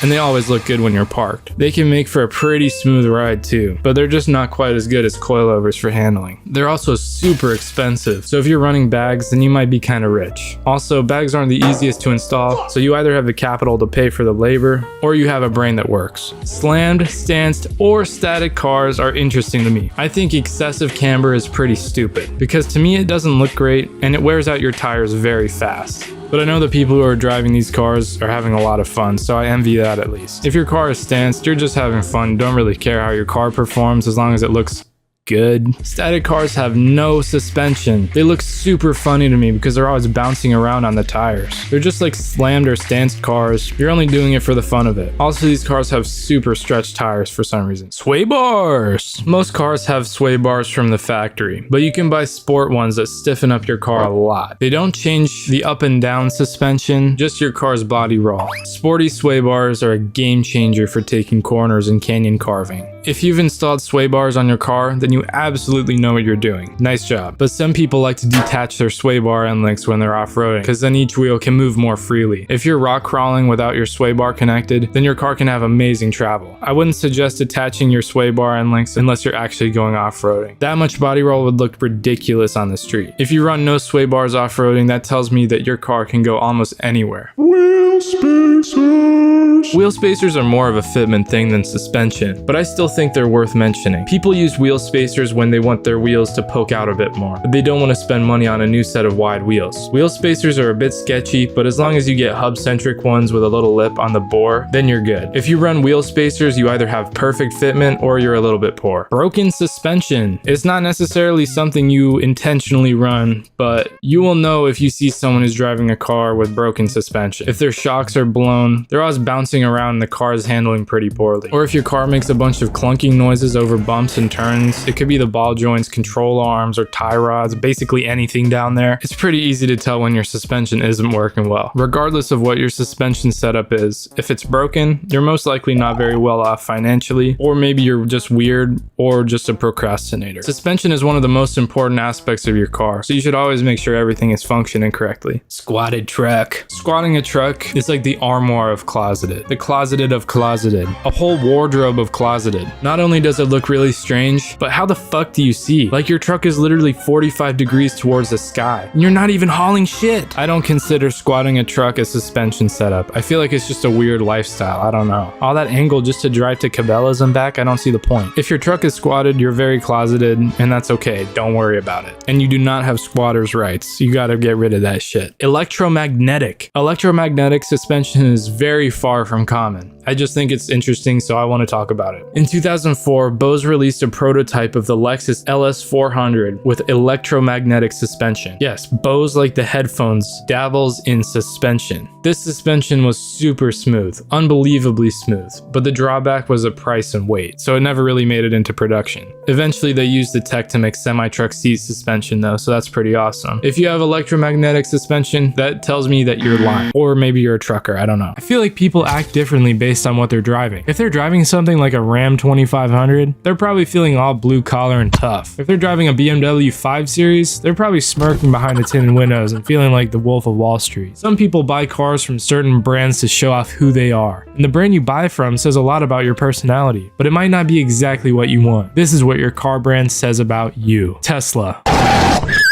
Toyota. Toyota is kind of ball knowledge. If you drive a Toyota, you just know who you are and what you're worth. Your time and money is better spent on a Toyota than in some fake luxury car. You know that with a Toyota, you can get wherever you need to go instead of waiting for AAA on the side of the road with a BMW. Also, Toyota makes some of the best cars. The 4Runner, the Tacoma, the GRs. Toyota makes some great cars. Subaru. Subaru. In my opinion, if you drive any older Subaru, you're 100% based. The older Outback, Legacy, and even the WRXs were all better than they are now. The new ones are just too messed up. Like the newer Outback is just pretty boring besides the dude from my Discord server. They have CVT transmissions, they're really big, and the engines usually aren't that powerful. The old ones were obviously slower, but they would come with manual transmissions, they were way smaller, and they were just cooler in my opinion. Same goes for the Forester and many other Subarus. If you drive a newer Subaru, you're slightly boring, besides the dude from my server of course. And if you drive an older one and really go on some adventures with it, you're so cool. You probably have a golden retriever, vape a lot, and have colored hair. And you're at least a little bit gay, but that's okay because your car probably smells like raspberry and wet dog type of mix. Also, why are Subarus like the puppies of cars? I don't know. They just seem, I feel like that's just how they are. BMW. According to the Gassy Discord server, BMWs are the most overrated car brand. However, I'd like to argue that there's a few sides to BMW. If you have a G80 or something, you're probably just a drop shipper under the age of 20 or your parents bought it for you. You only got this because you saw everybody on TikTok had them. You have no idea what it actually is. You don't have a love for BMW or anything to do with cars. You just like people looking at you. Older BMWs are a different perspective. The 2002, the E24, and other similar ones offer a very engaging and very fun driving experience. They're definitely enthusiast cars. If you don't drive your BMW for the badge and instead drive it for what it's meant to be, you're a BMW baller. If you have a BMW SUV, you're the absolute best taxi that your friends could ever wish for. These cars are track hawk killers and super comfortable. I don't think most BMW SUVs hold true to BMW's core values, but they're definitely a very cool daily option. Hyundai and Kia. If you drive a Kia or a Hyundai, you're very ethical and it pisses me off. They're very cheap cars, somewhat reliable, and generally pretty boring. If you manage to own one of these for more than a week without it getting stolen, and these cars are reasonable for commuting, honestly, I'd suggest you just leave it downtown with a USB stick next to it, let it get stolen, and let that insurance money hit. You're probably not going to care about that piece of shit anyway. I get if you have a Kia Stinger or a Hyundai N thingy, then it's pretty cool, but I don't know if Hyundai or Kia are ever going to outrun their pasts. These cars are just kind of boring. Also, what the hell is up with Kia Souls just being the most dangerous cars on the road? People who are driving Kia Souls are always causing some kind of fatal accident for no reason at all. Also, those cars look butt ugly. There's so many other options before getting a fucking Kia Soul. If you want a cube like that, you should get like a Ford Flex or one of those cube cars. Anything but a Soul. Those things are so ugly. Lexus. If you're driving an older Lexus, you're kind of like a luxury Asian core. I feel like you're super luxury and super Asian. Lexus is such a great brand. Reliable, quick, comfortable. The only thing that keeps me from getting one is that they're hard to find with a manual transmission most of the time. It's literally owned by Toyota, so they always make great cars. If you drive a Lexus, you're probably more into the comfort of driving than the sport. Mercedes. If you drive a Mercedes, you're either rich or coping for not being rich. But to be fair, their base model cars are pretty nice too, so I don't blame you for getting one. People who drive a Mercedes are cool. They're real life mob bosses. Fun fact, everybody who owns a Mercedes has a Tommy gun in their trunk, cannoli between two fingers, and a cool gangster hat. Also, Mercedes made that one ad with the dude spinning tires at the stop sign, which was super badass, so yeah. If you drive a Mercedes, you're cool. Ford. If you drive a Ford, you are a man. Even if you're not actually a man, you're definitely a man. Ford is every dude's basic necessity. Whether it's a Ford Ranger, an F-150, a Mustang, or a Focus ST, these cars are dude cars. Well, maybe not the lame Ford Focus or any of those weird ones, but for the most part, Ford is a basic necessity for dudes. If you drive a Ford, something reasonable and cool, then you're awesome. If you drive like a Ford F-650 for no reason at all, you should probably sell it and get a Prius. Lamborghini. All right, I hate to admit it, you're pretty loaded. If you're in the financial situation to drop a couple hundred racks on a car, you're definitely loaded. But do you know cars? There's so many Lamborghini owners that buy the car just for the status symbol, and it's kind of sad. Yes, they're really cool cars, and maybe I'm just jealous, but I would personally spend my money on a car from a different brand if I had the opportunity. If you drive a Honda or an Acura, you drove a car from a very good company. I wish they made more rear-wheel drive cars, but they still make good ones. The S2K is a great choice, of course, and then the Civic Type R, and if you want a little bit of Honda ball knowledge, the 2000 CR-V is super dope. It comes with a table, which is definitely a plus. If you drive a Honda or an Acura, you really like cars, and you wanted to buy something less expensive so you can build it up and make it awesome. Chevy dudes kind of remind me of Mater. Why did so many cool car brands have to become boring and safe? Nissan is a prime example. We went from the 180SX, the 240SX, and now we have this bullshit. I'm not saying Altima drivers are safe by any means. Their new crap is just more boring than their old crap. Safety should definitely come second with cars in my opinion. If you drive a newer Nissan, you're a level up from the Kias and Hyundais. If it's an old one, not Datsun old, but just a bit older, then you're really cool. Wait, I almost forgot about the Zs. The 350Z doesn't look amazing in my opinion, but it's a good car for drifting. You literally just need to weld the diff and then you're good to go. So Nissan, you're cool I guess. Mini drivers are definitely bold. These cars are cooler than you'd think though. I personally don't love the way they look, but holy shit, are they fun to drive. These things stick to the ground. They come with a 6-speed manual transmission and usually have a reasonably cool engine. My Mini Cooper is the R53, so it comes with a supercharged 4-cylinder engine, which is really fun. They can look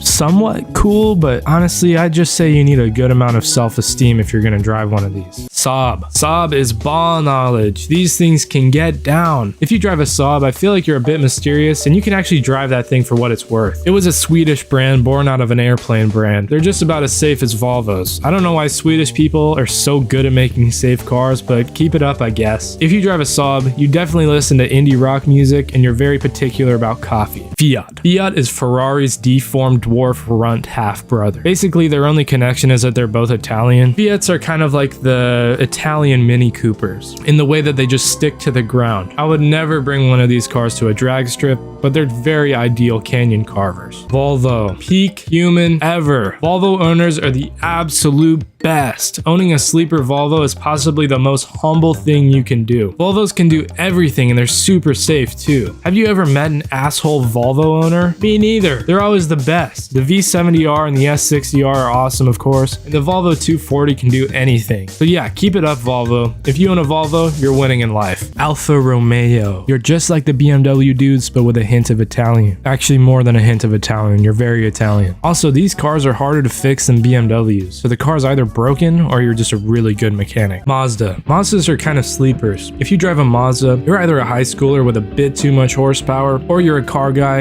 and you know about Mazda's untapped potential. The Mazda Speed 6, for example, makes 275 horsepower stock. It's all-wheel drive and it can come with a 6-speed manual. They're also pretty reliable, and they're reasonably priced too. Of course, Mazda also made the RX-7 and all those other cool cars that I don't want to talk about right now. Mazda drivers are either a little bit annoying or just chill dudes who like cars. Got the comic book ass car. Holy shit, this is Aura. Whoa. Dude, the fog makes car photography just that much better. This is my 1992 Honda Prelude 4th gen. Found it in a barn. You could call it a barn find. You really did find this thing in a barn. I hope the HVAC didn't scratch it up too badly. Oh man, this is cool, dude. Wow, that's really cool.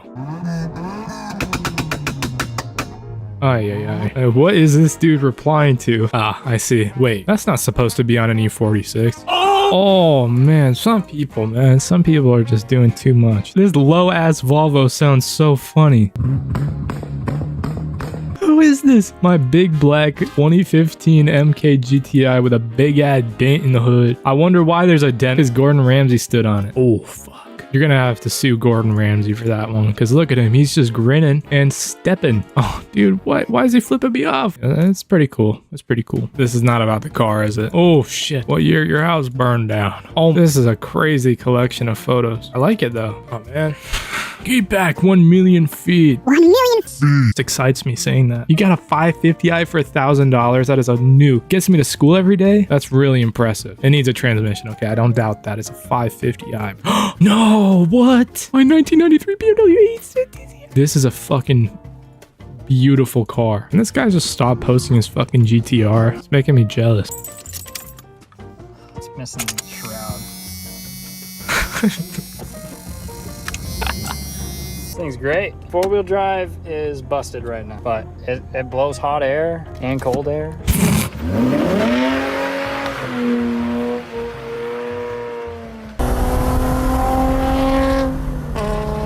Oh man, what the fuck? Oh, my 99 Subaru Impreza WRX.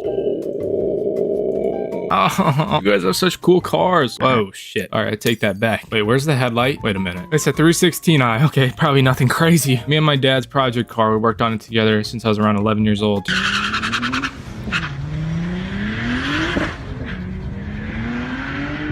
That's insane. Okay, this is before the headlight delete.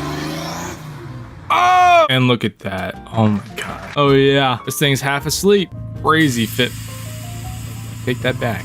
87 Corvette. Man, I'm dead. Big ass wheels. Not running. God damn it. Huh. Hey, what? 2017 Ford Focus SEL hatchback. Please ignore my loud breathing.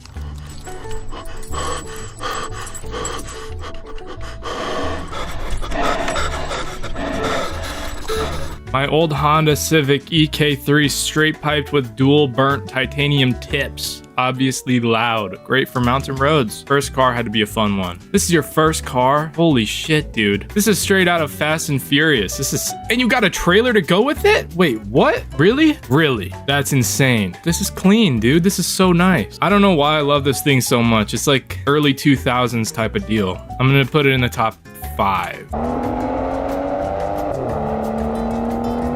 Okay, you're fast. I get it. You're fast. My rare microcar from Italy. It's a Ital car. They made from 2005. The quality is shit. It's upgraded to go around 45 miles an hour. Legally, it should be 30. This thing sucks. Meh. My 07 Escalade. She's been through a lot.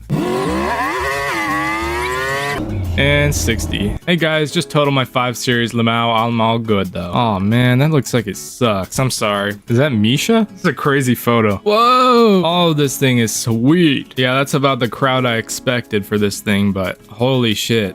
Two fly buzzing. Oh, he's gonna pop a wheelie. Oh, yeah, dude, this Camaro is sick. I always used to want a Camaro because of Bumblebee. Oh no, 5-liter supercharged V8 making 550 horsepower. That's a cool looking Range Rover, dude. What the fuck? Fuzzy dice with the radar detector and the little trees. This is unreal. Oh, that's loud.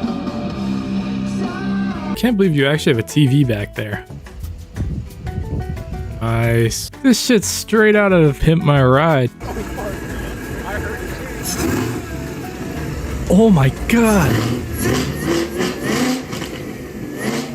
This thing's taking all my oxygen. Why you look mad? This is an awesome car. What? What is this? Just passing up a 1 Series like it's nothing. Oh my god. Is it really that loud? This guy's living the dream. Beautiful car, beautiful color, beautiful location. It doesn't get much better than this, does it? Sorry, I don't really have photos of my cars. I hope these 2 videos are good.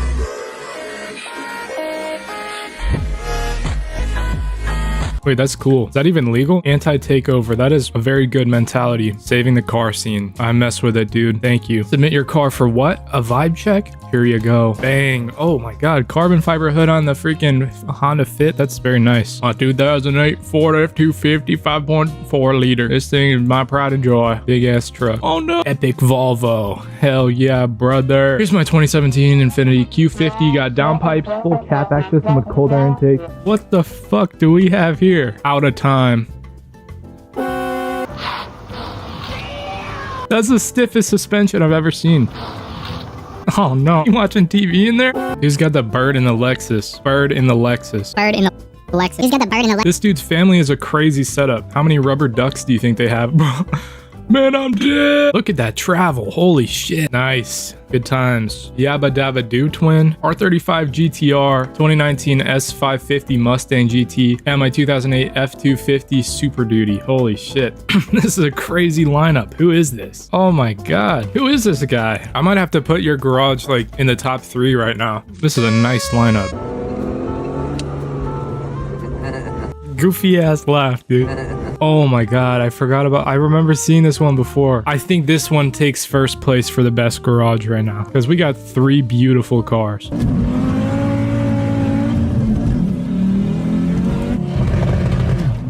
Wow, look at that intake. Holy shit.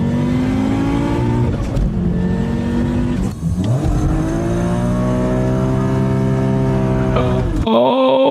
Den var kul. Jeg har fått satt på plass shift light. Skal vi se, den er en kald. Reven litt rann. Den første.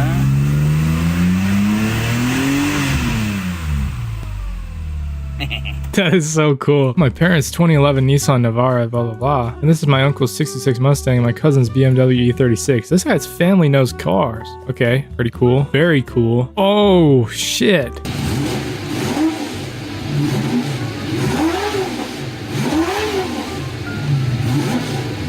What the heck? I've got one question though. Did your uncle really take his shoe off to rev the car? Anyway, it's fun. Look at this thing. Holy shit. Oh my god. Nice, dude. Nice. That's a pretty nice muffler. Got the drum pipe.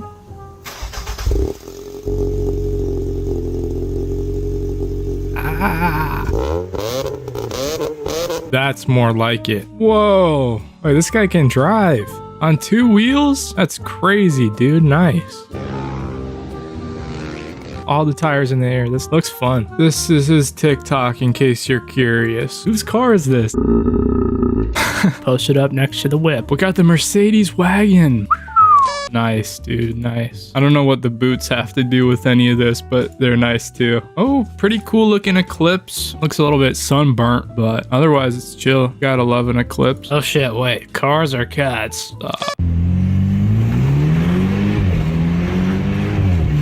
Wait, why does that sound kind of mean? What the fuck? Yeah. Daily naturally aspirated 2-liter diesel, very slow. Oh, that's not supposed to go in there. That's pretty. Oh, that looks good though. Where do you live? Holy shit. Oh man. Like if the Black Panther was gay. Both me and my friends 1992 CB7 Accord. What? Wait, what the fuck? You just ripped ass. Come on. How'd you get up there as well? Hey, those are clean. Very clean Accords. I like them. Here's my supercharged 1998 Toyota Land Cruiser. It's a funny sounding supercharger. Okay. Tiny little Civic. Beautiful. LS swap Nissan Patrol. Wait a minute. Is that an RC car? It's tiny. Wait, how did you even get this composition? The big ass cars in the background and this one up here. Oh! Wow, that's real. That's insane, dude. Oh, shit. Or Thunderbird. Oh, is this guy actually LS Custom? Whoa. Subaru SVX. What the fuck? That is so... Oh my god. Dude's actually got the Joker in the background. Dude, this is a Joker. No way. This shit is scraping. That is low as fuck? Is that the exhaust right there as well? Wait, what the fuck? This guy's got the Mercedes and he's kind of built. Dang, dude. What? This is sweet. Holy shit. Damn, that's nice. Me and my dad have been restoring this ever since I was 9. Dude, this is a really sweet project. You guys haul little Christmas trees in here? Aw, hello. Here's my Mercedes C63 AMG. Oh, damn. And he's got the little glass window just so you can be sure, like, this guy is better than me. And the carbon hood as well. I bought this Swift yesterday. Dang, dude. Not overtake turning vehicle. Wow, that's a nice racing interior. Yeah, baby. Sports. What the fuck? I don't even know what to say. Like, is this made in Blender or is this real? 1500 horsepower. Oh, with the blinged out baseball bat too. This is a special kind of. I always forget that people make like lowrider bikes. This is insane. Oh, no way. This guy's got a crazy license plate. Oh, shit. Oh my god, dude. God, that's cool. Oh, whoa. Some people, man. Some people just have too much money or something. What? Oh, we got the wooden car out here as well. God, that intake is insane. Wow. Whoa. Here's my Mercedes S124 A-Tractor. Oh my God, wait, hold on.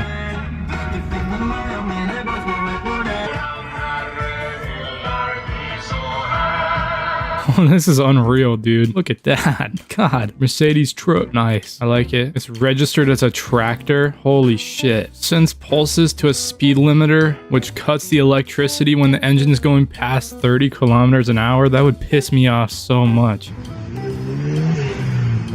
Wait, what the hell? Why does that sound crazy? Dude, what? This thing sounds like that? I had no idea. Wow, that's wide. Wait a damn minute. Okay, is that a tow hitch? Okay, I don't know what this is. Wait a minute. It's clapped, but at least it's not on jack stands yet. Nice, dude. Beautiful.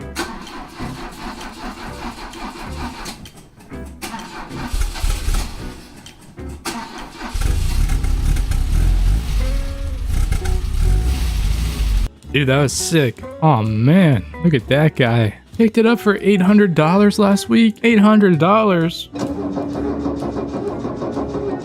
Oh.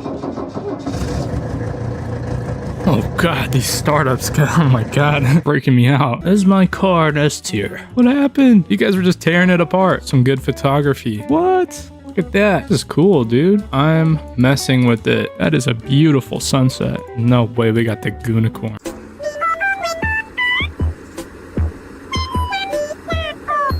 The gayest shit I've ever seen. Another Lexus LS400. Holy shit. Damn, those are deep dish wheels. Oh, and then we got the hatch. Damn. Damn. I like the truck the most, I think. Really nice 3-car setup. I'll give you the number 2 spot for now, just for these 3 cars. It's sick. This is like the most practical. This is cool. This is just insane. Rusty and really sucky wucky commie car, but I like how she looks. Oh, brother. This thing's gonna like Thanos snap itself in a minute. My dad's E30 323i. Oh my god. That's cool. I like that you're covering the license plate as if there's any other car in the world like this. Dang, the dual exhaust. Oh, this is really nice. Got roof rails too. My first car for 15 years old. Volvo S40 2-liter. Is this in the Volvo? With the cat?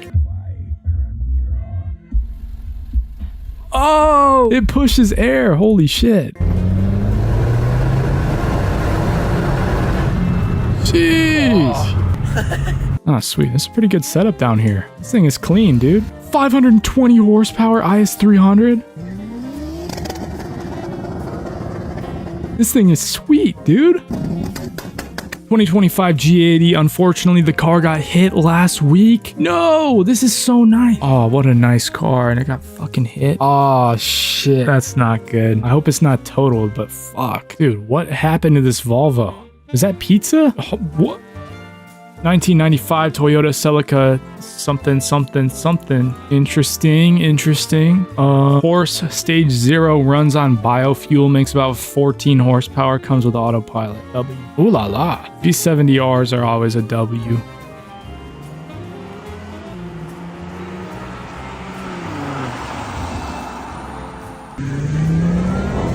Cadillac CT5V Blackwing 10-speed automatic. 10-speed? Holy shit. Oh my god. I have a feeling this guy's rich for some reason.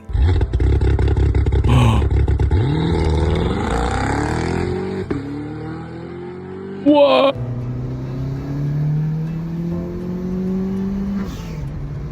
God.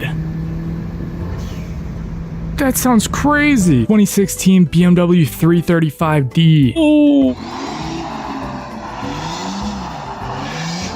Oh. Dude, if you could just hire a new cameraman, this would be sick. What are you looking at? Oh, this is sick.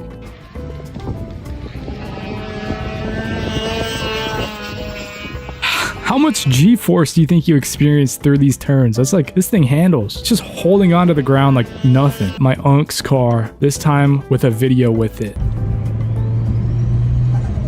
Oh!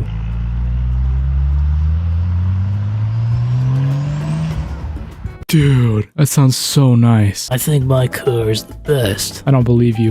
My 1999 Honda S2K. What? Dude, this is so nice. Wait, why is that the best fitment ever? Holy shit, I'm glazing so hard right now. This thing is just pimpalicious, dude. Look at the flames. This is sick. I feel like you shop at Zoomies or something. Actually, no, you shop at local skate shops because that's cooler. Here's my dad's track cars. Yeah, something like... Yeah, f*** you. Oh, wow. God, so much German engineering.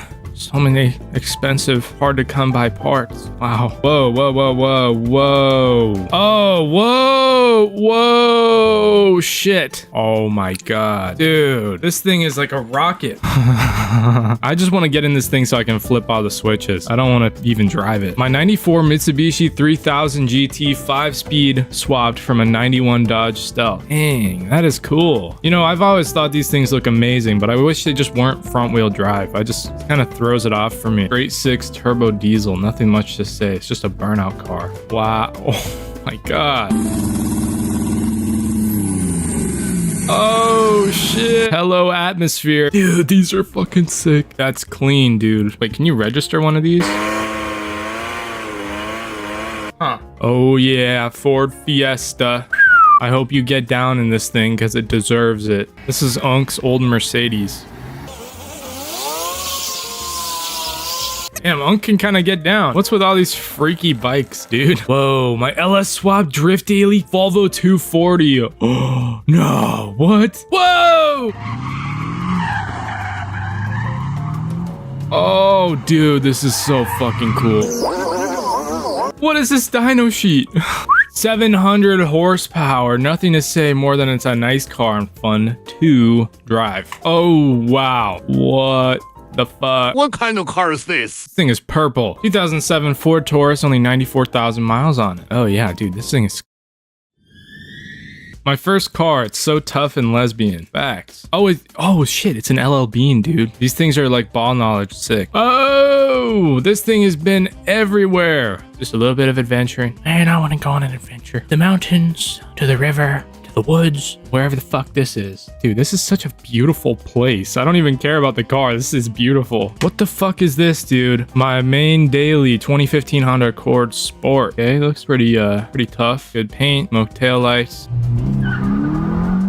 Oh, wow. Wait, this thing's kind of putting in work. Damn. Oh my God. Is that a Scar 12 or something? Wow. That's a pretty nice sub setup you got. My other vehicle, my GMC Denali. He's got another subwoofer. Oh my God. This guy's fucking ears are blown out. Hey, send me a subwoofer demo because that's crazy. Volvo Duet from 1965. 75 horsepower on this bad boy. Oh, this thing has crazy towing capacity, I'm sure. You see that bed back there? This thing could haul a little Christmas tree. Oh, what? Wait, it can tow. Volvo 240 winter shit box. Slides like a motherfucker. No reverse gear. Sips gas. Can run on vegetable oil. Straight header dumped. Europe dealer team. Oh my God. I can't even tell what this is. I don't think that's supposed to go there, dude. What the fuck is this? Oh, shit. We got the scoop. Is this just for the leaves or do you guys get snow over there? I can't tell. I mean, with all that wood, it's got to be cold, right? It's a chill rig. I mean, it's Craftsman. I'd rather it was Snap-on or something. Oh, another one. Guys, get the fuck out of my submissions chat. Let me just stop you right there. Dang, you got a nice little setup. Oh, and it's a Quattro. Oh, shit. What is that up there? Yeah, get rid of that, but otherwise it's clean. Current project. Oh, shit.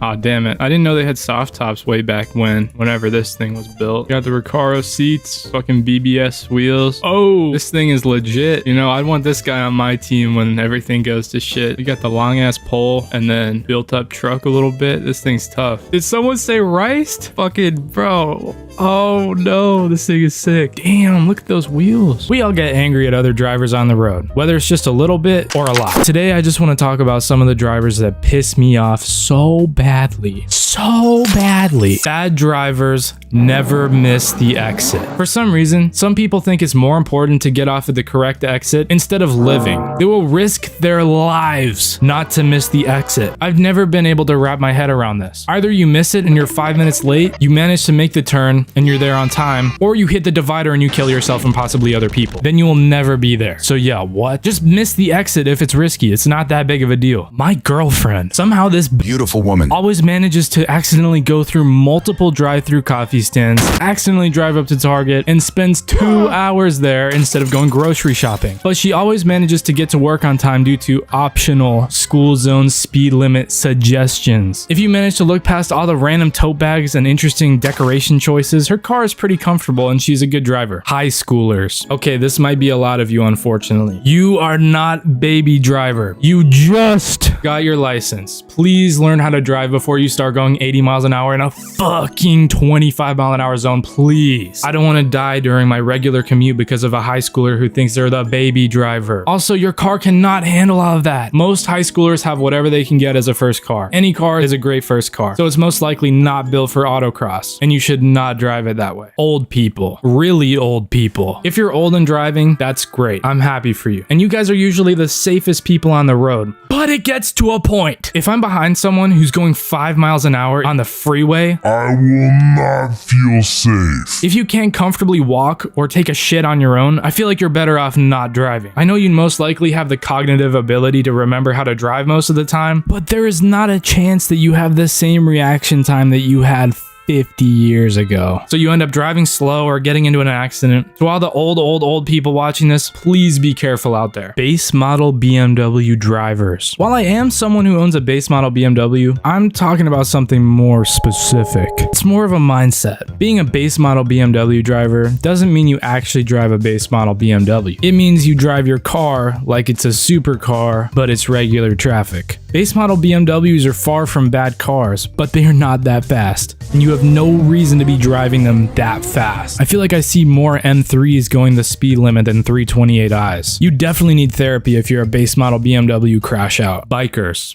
Get off of the road! I can't tell you the number of times that I've been on a back road at night. I turn a corner and then boom, biker. These entitled vegan assholes are always in the most inconvenient spots. I love biking. I'm personally a mountain biker, but stay off of the road, really. It's fine if you're in a city with good bike lanes that don't intersect with traffic too much. It's fine if you live in the middle of nowhere. And it's fine if you're from the Netherlands. But otherwise, just try not to touch pavement with your bike. I don't know. The multitaskers. You are not about that. Multitasking is not real. Just look at the road, please. Not your phone, not your passenger, just the road, please. I used to have this coworker that would literally look at his phone the entire time he was driving. Like he would have the game propped up on his dashboard while we were going down the I-5 and he'd just be staring at it. I would have to give him call outs like we were playing Rainbow Six Siege or something, like, dude, stop sign. Or like, grandma holding a baby right in fucking front of you. And even though he was looking at his phone the whole time, he would still get the directions wrong. Anyway, yeah, distracted driving is bad and it pisses me off. The average male New Yorker is super annoying to me. They always have somewhere to be. So they could be in a 60-mile-an-hour zone, a 35-mile-an-hour zone, or even a 5-mile-an-hour school zone. These guys will still manage to cruise at 80 miles an hour minimum. There is no way you have to be somewhere so badly and that urgently. These guys always camp in the left lane until it's their time to strike. As soon as they see an innocent family of 5 carefully driving to soccer practice, they make sure to cut them off just to make their trip a few seconds faster. I don't know why, but these dudes are always listening to the worst music too.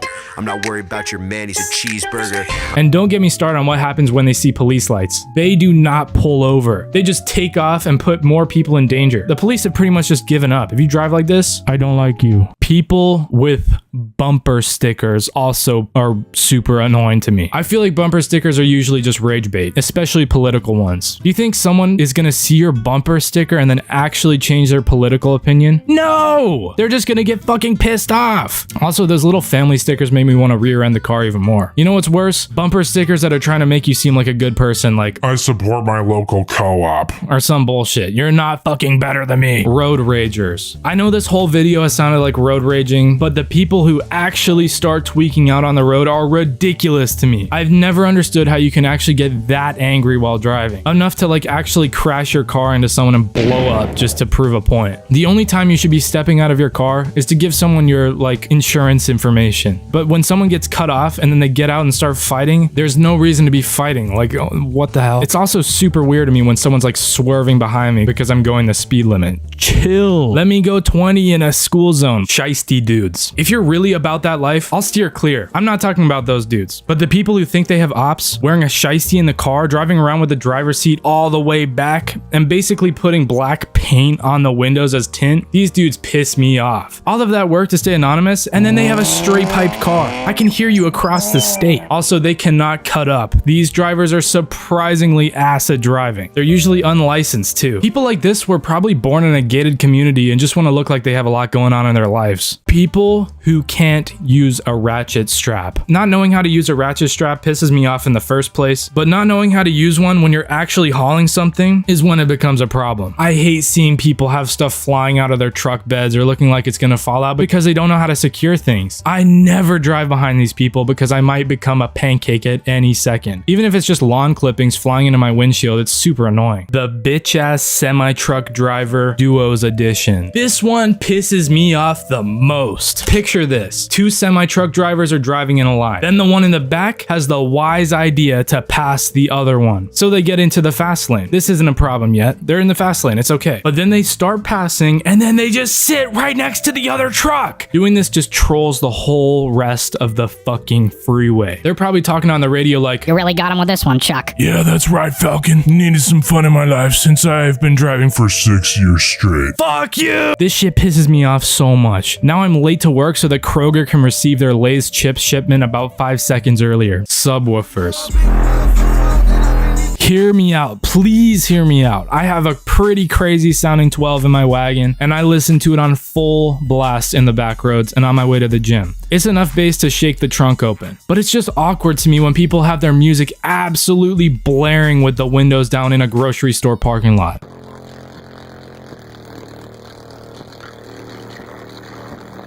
It doesn't really piss me off, but it's just awkward because I'm like looking at them and they're looking at me and it's like just fucking weird. Damn straight. That bitch play all day. Harley riders are closeted. They're absolutely not comfortable with their sexual situation. So they decided to get a loud bike and a leather jacket with spikes on it to look more masculine. You know what? I couldn't care less. It's okay to wear weird leather jackets and stuff, but the shit that pisses me off is when you don't let someone pass you because you're on a Harley or something. These dudes have such weird egos. Also, how is there no middle ground with how these guys look? They're either really fat or they look like heroin addicts, so I don't know what that's about. Since you clicked this video, you're probably desperate for some good car mods. Well, don't worry, bro Chacho, cause I'll be going over some things you've never even thought of, and some shit you didn't even know was possible, all in an effort to help make your shitbox a rocket. Ball knowledge car mod number 1.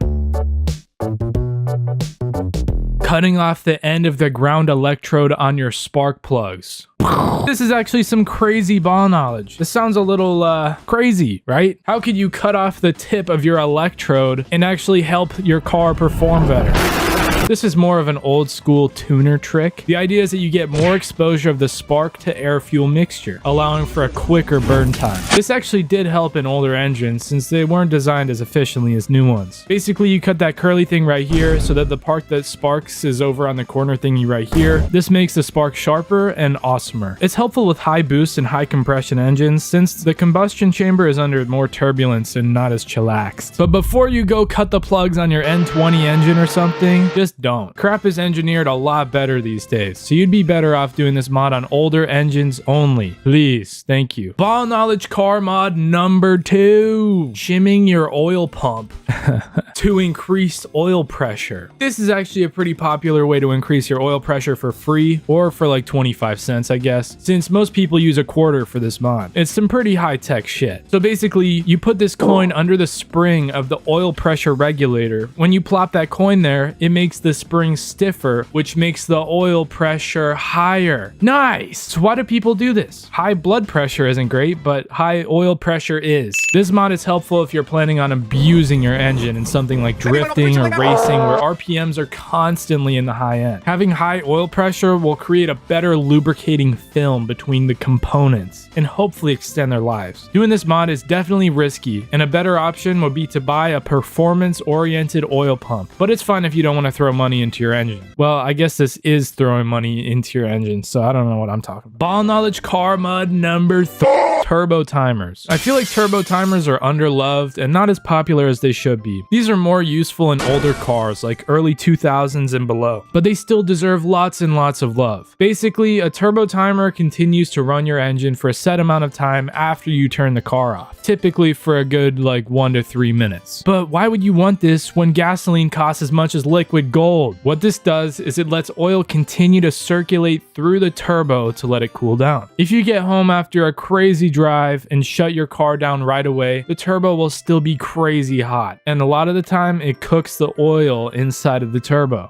This will create a carbon buildup, which shortens the life of the turbo. A lot of new turbos are water cooled, so this mod isn't as helpful in most new cars. Oil technology has also come a long way, so it's not as prone to cooking itself. While this doesn't happen as much in new cars, it's still a very worthwhile mod, and it is a bit of a pain in the ass to install, I'm just letting you know. But they're really cool. Ball knowledge car mod number 4, firing rings and copper head gaskets. Yeah! If you have these mods in your car, I already know you're a freak of nature, and the car you're driving is pushing crazy numbers. Firing rings and copper head gaskets are the perfect combination and almost always intended to be used together. When a firing ring is being applied to an engine block, a groove is cut around each cylinder and a steel firing ring is placed in each one, creating a metal-to-metal contact between the head and the block. The purpose of this is to prevent combustion pressure from blowing the head gasket apart. I'm looking at all of the Subaru owners right now. And adds another layer of protection, which is always good. Copper head gaskets are awesome because they can handle very high cylinder pressure since copper is so malleable. So these copper head gaskets create amazing seals for combustion and don't actually seal the water and oil passages. If your car has a firing ring and copper head gasket setup, you're probably pushing horsepower numbers in the thousands. Ball knowledge car mod number 5, adjustable cam gears. Having a clear timing cover with some adjustable cam gears poking out is a great way to show you know ball. People with adjustable cam gears know how to get every little bit of performance out of their engines and are low-key classy about it. You'll see a lot of these on RBs, JZs, EJs, BK and F series engines, you name it, this mod is super universal, as long as your car has an engine. The benefit of these adjustable cam gears is that it helps you slow or advance the timing. You can slide it slightly forward or slightly backwards. This is super helpful because not all engines are built the same. Whether you have different intakes or exhaust manifolds, it really won't matter because you'll be able to fine-tune the cam to do what your engine needs it to do. This mod really shows you know what's going on with the engine and you know how important little things can be. You're like a empath or something, I don't know. Ball knowledge car mod number 6, switching to a speed density map setup. When you switch to a manifold air pressure or intake air temp combo, then you're pretty much going from the kiddie pool to the big boy deep end. These mods show that you're getting really serious with your engine. Either you're throwing big turbos on your car and just need a more accurate way of reading your intake, or you're just looking for more reliable sensors that are going to be more accurate. The manifold air pressure sensor reads the air pressure inside of the manifold. Shocking, I know. And the intake air temperature sensor measures the intake air temperature.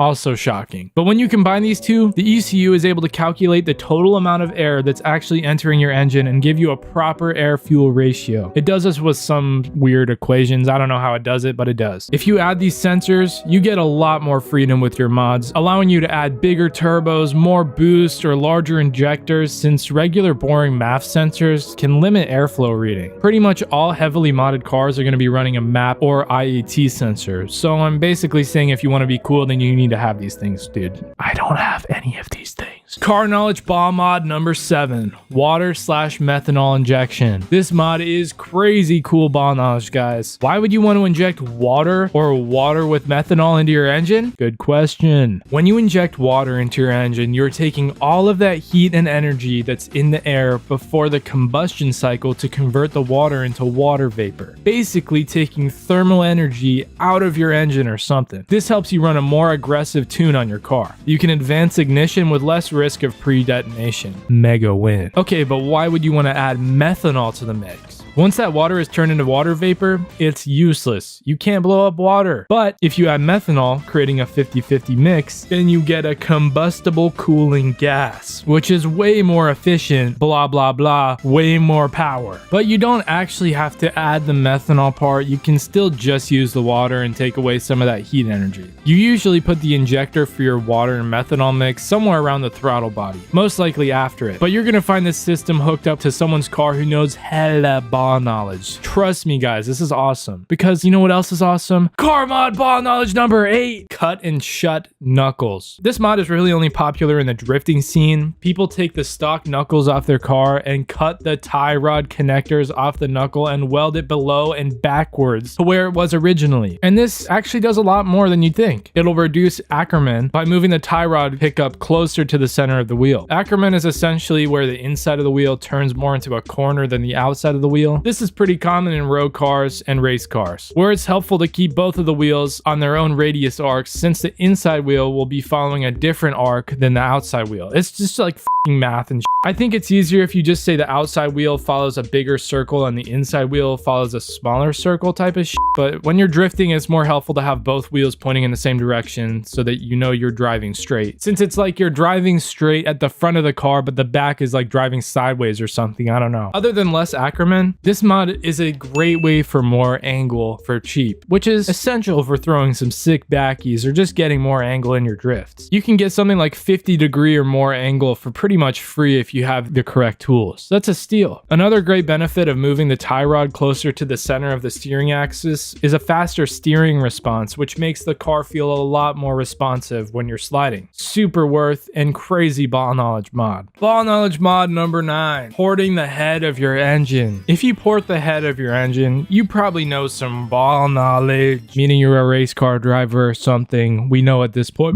Doing this mod definitely means you have a spiritual understanding of how your car works and how small things like taking a little material off your head ports helps the engine. There's plenty of good reasons to port the head of your engine. Maybe you're just looking to clean up the casting flaws, or maybe you could be matching up an aftermarket intake or exhaust manifold so you don't have a lip between the two if they don't line up perfectly, or even just creating more space for airflow. A lot of these will probably benefit the engine, helping the turbo spool faster if you have one, faster engine response, even giving you cooler charge temps for compressed air if you have a turbocharger. Porting your engine can be super hard and is super easy to mess up.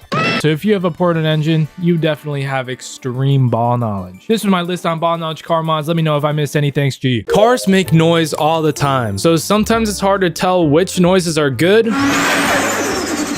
and which noises are bad.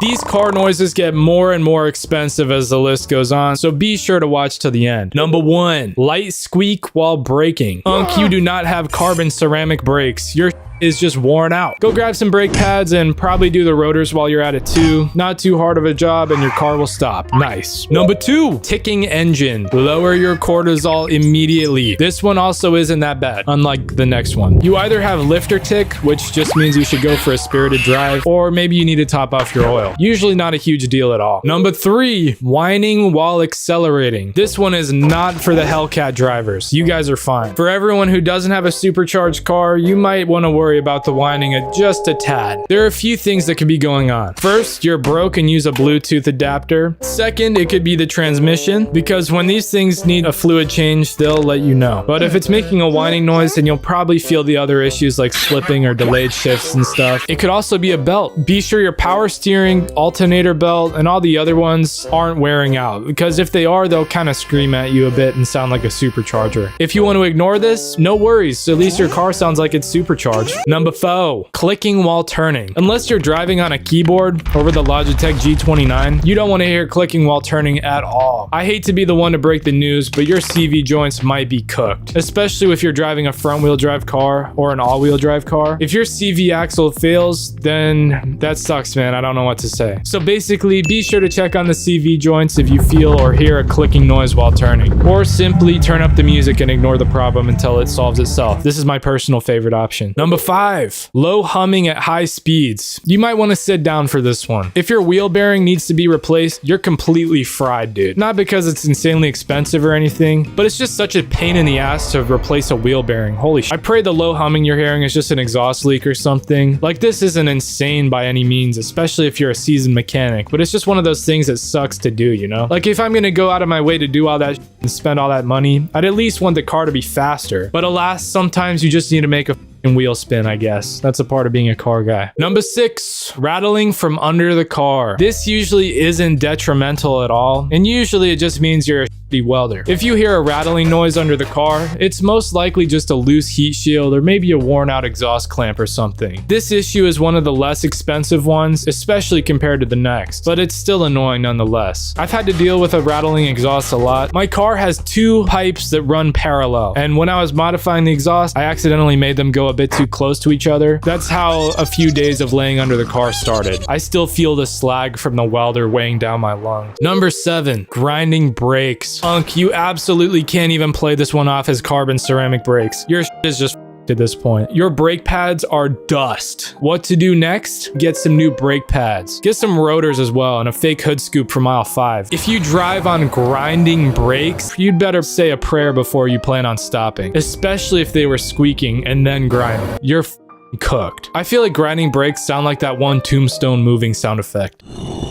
Number 8, loud exhaust. Hear me out. If you want a loud exhaust, you absolutely have my permission. If you didn't do anything to your exhaust and it's loud, one of the following things may have happened. Option 1, your catalytic converters are gone and some dude named Owen has them laying in his trunk next to a cordless Sawzall. Option 2, maybe you drove over a rock or something that put a hole in your muffler. Not a huge deal, but it might sound like.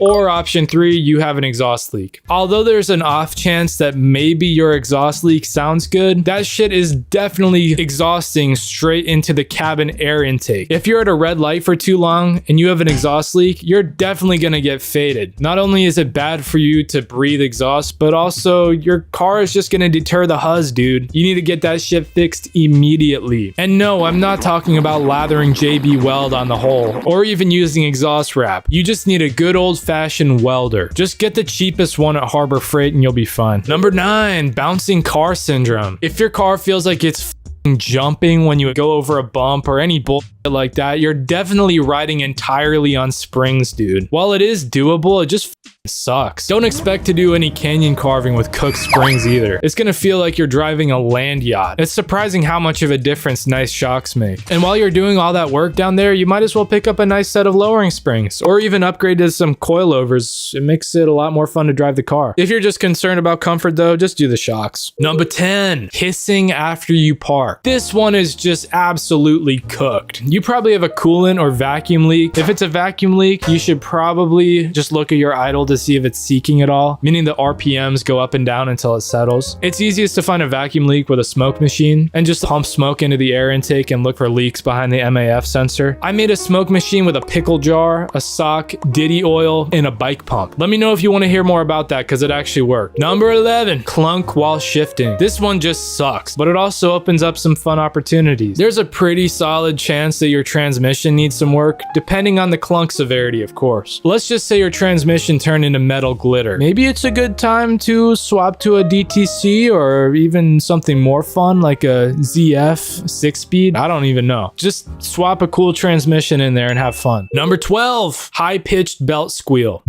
Number 13, exhaust popping. This one most likely doesn't apply to the BMW owners. A lot of people like pops and bangs and burbles, but dude, this one can actually be pretty bad if it's not intentional. Basically, your engine's timing is slow, so there's a bit of gas left over and it explodes, which makes that awesome noise that all the BMW kids love. If your car isn't tuned to do this, or you don't have a modified exhaust, you should probably get it checked out. Number 14, knocking noise coming from the engine. I pray this isn't actually rod knock, but if it is, here's what to do first. Sign up for therapy, say it was really, really bad, and then walk to the liquor store. If your engine is knocking, you're most likely you'll have to rebuild or swap that bad boy. Maybe this is an opportunity. Maybe you can swap the engine with something better. I'm just trying to see the bright side of things though. This is just a terrible situation. Number 15, sudden loud bang. Same type of noise as when the universe was created or whatever. Hearing a sudden loud bang from the engine bay is far from ideal. It's probably just bad timing and like an engine backfire, but it could also just be like a belt snap or a blown radiator hose, a motor mount. It could be any of those things that just